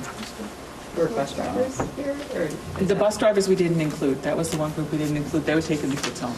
Oh, okay. And it went well? It went really well. Jamila did a really nice job. She really tailored it to the staff. She has, this was the second one she's done for us, kind of on a similar tone. So I think it went probably, it was so accessible for everybody because she really tried to bring it down to this is what it is and this is why it's so uncomfortable to talk about. So it was really good. Okay. Any other questions for Joan? All right. Principal's voices. Chris, let's start with you. So usually I like to bring really positive and good things to you. I can't do that tonight. We had a very serious situation this afternoon at the academy. It involved a threatening message that we had to deal with. In light of the horrors of Parkland and the high level of fear that's in schools, this became very difficult to address. I think justifiably so. People are a bit nervous and want to make sure that everything is done to ensure their protection. As I learned a long time ago, we can only do the best we can to reduce risk and minimize risk, and can never absolutely 100% guarantee anyone's personal safety. Be that as it may, we have an obligation to make sure that we ensure good teaching and learning, and that's contingent upon everybody feeling safe at school. So today, we did go into a secure the schools mode so that we could have the flexibility to be able to respond to what was going on based on the nature of the message and what was presented to us. Officer Moritz recommended we stay in a secure the schools while we could investigate what exactly was the nature of the threat and how best we could handle it. We had to do this in a very timely way, based on the fact that this was a message that had a particular time frame associated with it. Most likely, these are all copycats as a result of what happened in Parkland, but nevertheless, we have to take everything very, very seriously. Based on the consultation support of St. Albans PD, we determined that the best thing to do was to dismiss the students. So we went from a secure the schools posture where everybody was in a generally secure location to a dismissal. We made sure that we had the buses available so that the kids from ascending schools, etc., could get home safely. A lot of our kids drive, and so they were able to go. Other students were sent from the school and had to seek out rides, etc. But the need and the recommendation was to move them away from school. As inelegant as that may look, it is probably the most effective. I'm sure you've heard of things called run, hide, fight. We didn't have to fight anyone, and we were already in a secure location, but the thing that I'm learning as I become more versed in these matters is that you can't have people clumping together sometimes. So walk to City Hall or wherever we were going to evacuate to, whatever evacuation site is appropriate, sometimes puts kids together, and that's not a good thing. So we ran a dismissal, and most of the kids were able to find rides home. As I said, it's not elegant, but based on the recommendation and the nature of what we were experiencing, it was probably the most effective way of dealing with the situation. We got from the point of notification relative to the message and the time we were able to get kids off-site, took all of 38 minutes. That's 800 kids in 38 minutes safe. Considering the times that we're living in, the things that we have to deal with now relative to the so-called copycat events, things that have happened throughout the region. I'm very proud of the way our kids and staff handled the situation. You will see and hear a lot of chatter about what happened, why it happened. Unfortunately, sometimes with regard to that chatter, people don't have the information or the direct consultation of the experts that we have. Corporal Moritz in the building on a regular basis, Sergeant Weatherby, who directed things for us. These are really good first responders who helped us to deal with the situation, counseled us, and everybody's going to have an opinion. But I want you to know that first and foremost is the safety of the kids. And based on everything we knew in that short a time, in light of the nature of the message we received, I feel very good about the way that everybody was out safely. And we're going to do a debrief with the staff tomorrow morning so that they can understand the full nature of what occurred. And we'll be meeting with kids as well to keep them in the process. As much as possible, I've tried to communicate with individuals and individual families throughout the evening and actually throughout the last week, and doing our best to make sure that everybody knows what's happening at the academy and that the kids are safe. Is there anything different on how you operate between now and vacation in light of this incident? That's an excellent question. So we've been in conversation with Corporal Moritz. Our hope is to have additional security personnel for the remaining 2 days until vacation, and then we are going to have another class meeting with the kids upon their return. I believe strongly that trying to get students, families, staff into as much of a routine as possible relative to what the customary activities are in the school day is one of the best ways to ensure safety. Kids need routine, they need structure, they need guidance, they build relationships. We talk a lot about that. I think a lot of kids will be able to have good conversations with their teachers and in class. Keeping kids out of class and changing routines without necessity, I think sometimes creates even a greater level of uncertainty and our job is to try to provide a level of security. So right now, my hope is that, we ran our afternoon events. We don't want to encourage such conduct. Regrettably, some people will take advantage of the situation and create these kinds of situations and events so that they can either get out of school or to watch chaos ensue. It's a very, very small number of people, but we have to guard against that. So as much as possible, Mike, I'm trying to make sure that we run as smoothly as possible, make sure that we have the appropriate personnel in place, try to give our staff the information that they need so they can communicate with their kids, and we will be ready to respond to whatever comes our way. We've got a great partnership with St. Albans PD, and it's wonderful to have Corporal Meritz on board, and we exchange all appropriate information and counsel going forward, and so that's our plan.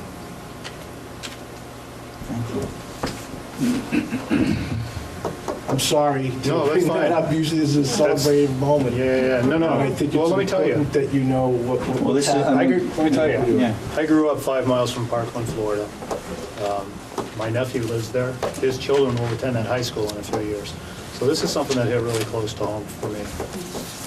And the frustration and the helpless feeling that everybody seems to be sharing, everybody I talk to, is a little overwhelming. And I think discussions like this that we just had are good, and I think the board needs to hear these kind of things. And if for no other reason than to make sure that this is being looked at routinely.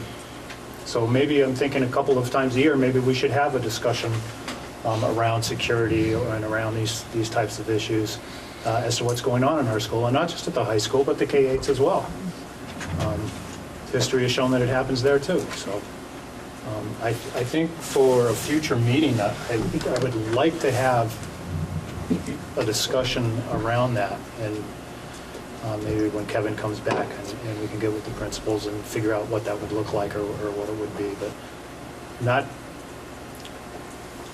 not to have the board insert itself in your business. I think you're doing a great job, but for you, more of an education to the board as we represent the community, that we can, if nothing else, maybe comfort the people out there. And I do know, and thank you, I want to make this little plug. On March 14th, there's going to be a session at the City Hall. We met at length yesterday with Chief Taylor and his team, and we went through our safety protocols of evacuation, lockdown, and secure the schools. Today was not necessarily the time for a lockdown. That's great when there's an immediate and clear threat. When the things are more vague and you have to be able to process that a little bit, secure the schools is probably the best flexible way of dealing with this. So that was a perfect session to have yesterday, and in the course of that session, they mentioned that on the 14th at 6 o'clock at City Hall, they're going to have 3 components of safety for schools and for any other agency. This happens all over the place, not just in schools. It's a big community forum, that's right, and it would be the run, hide, fight response that I mentioned would be on, this is a little gory, stopping the bleeding, but that can save lives in times of crisis. And there was a third component. See something, say something. So those are the really important types of things that people can do in an immediate situation or to prevent the situation from occurring. And I know that Chief would be able to take that on the road as well. At least my understanding is we're going to try to do that in multiple sites. So if we don't do it, if you can't make it to that one on the 14th, I'm sure there'll be other opportunities, and maybe that can be part of the forum you're talking about, because I think they have a great respect for what we do, and it's a good partnership. So if I would just add something, you have this instruction, these sessions with the children in the school, right? Maybe when telling the board, maybe you could talk about a little bit how that happens and sure how that goes in the process. That's just my thought, folks. Be a good time to at least revisit it with the board and see what we've learned, and think in the past, we've shared some things publicly, some things maybe in executive session if they're Procedures. for security reasons. I think we did that in the past. It's great. Yeah, I wouldn't mind you reveal anything. No, but we can give you a general sense of what we do. And what I learned too is it's about taking drills seriously in practice. I don't know that there's any way that people who are not in combat or law enforcement can truly prepare for the things that happen, but we have to do our best and can't get seduced into that feeling of helplessness. We have to try to always do everything we can, upgrade our building security, etc. So I appreciate your support in trying to do something even wider so that we can have more people informed and have even a better response. Thank you. Thank you. Nice job, too. Getting them out there in 38 minutes. It's impressive. Thank you. Leanne? Yes.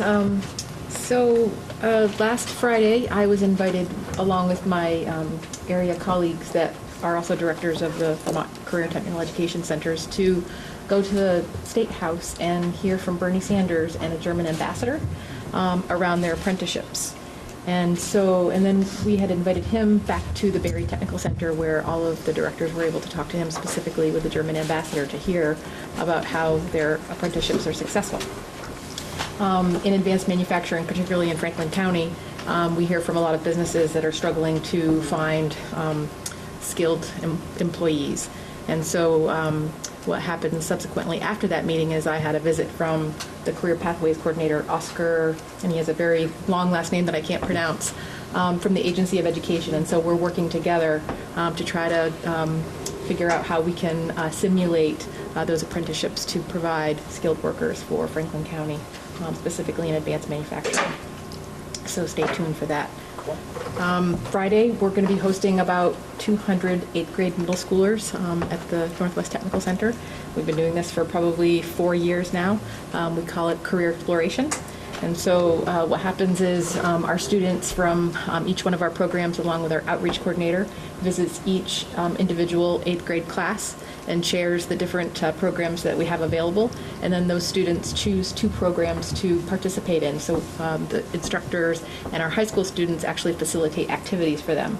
And so they get to see the Northwest Technical Center, they get to see their potential peers for next year, and then they get to participate in those activities, which is always exciting. So that's the last day before vacation, so it'll be a pretty crazy day. And then Lisa's not here today because she's proctoring the phlebotomy exam. 8 students were taking that exam tonight, 3 of which were high school students from Northwest Technical Center. That's what I have for you. Okay, thank you. Questions? Dave?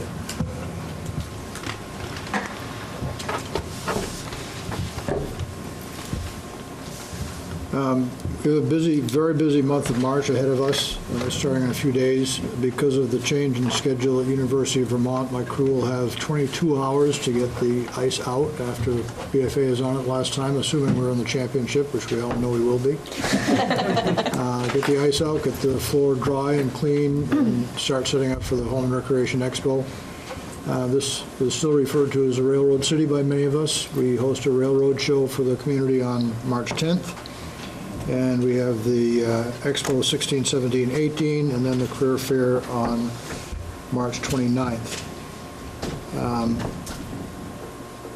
I'm very pleased that the school was able to have our after-school activities today in spite of everything that went on.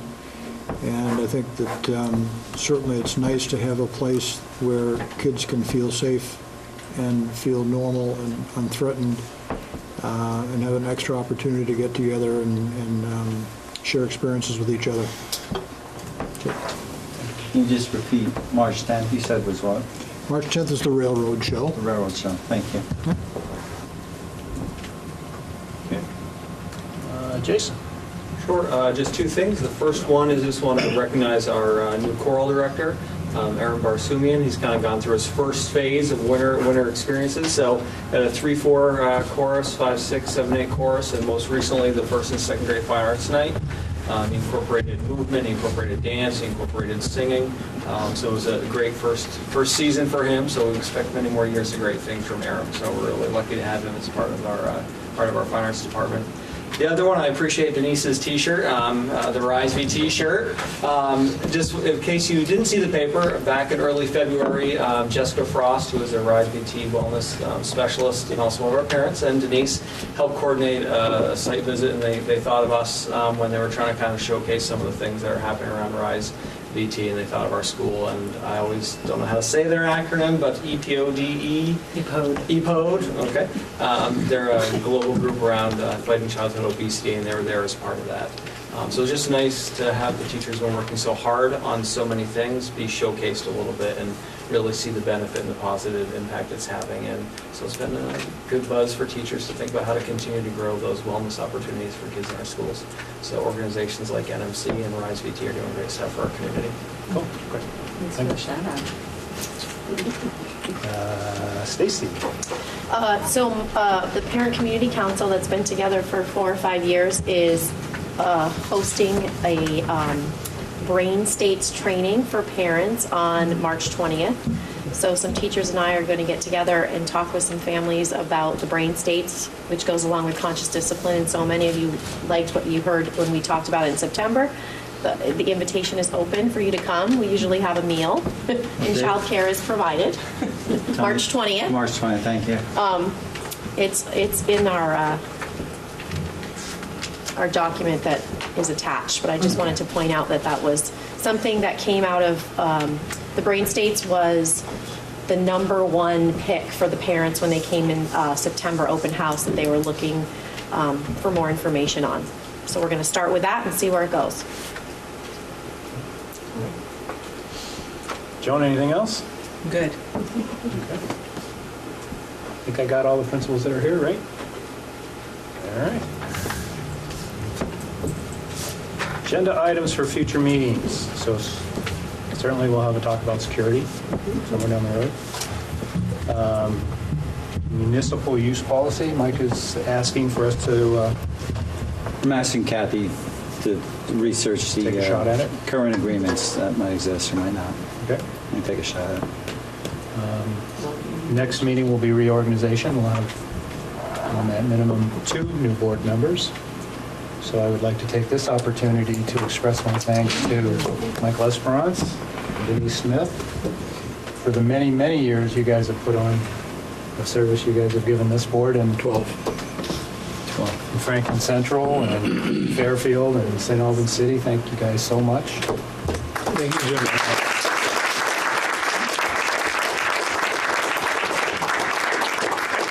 It's been a real pleasure working with both of you. So Any parting words we have time for? Go, Mike. I'm not leaving yet. No, but Denise or Mike. Anything you guys would like to say? Anything you'd like to say? It's been an experience, very educational. I'd encourage anybody who wants to get involved. This is a great place to start in the school board, and you really do feel like you're making a difference. So.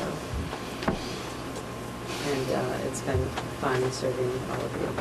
So thank you.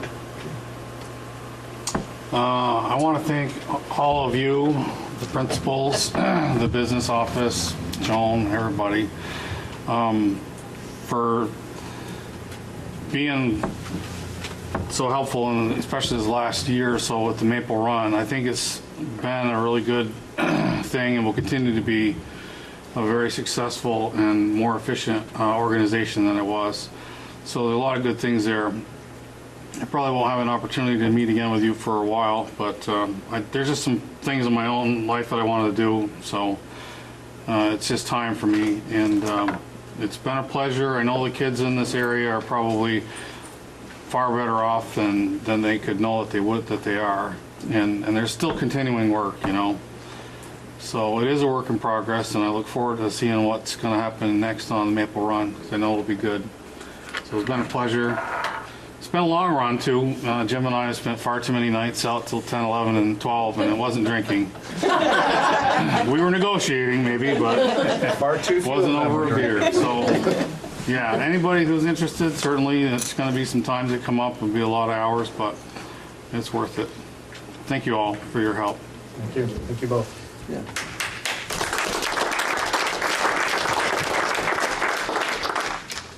Okay, folks, we have no executive sessions, so agenda's complete. We're adjourned.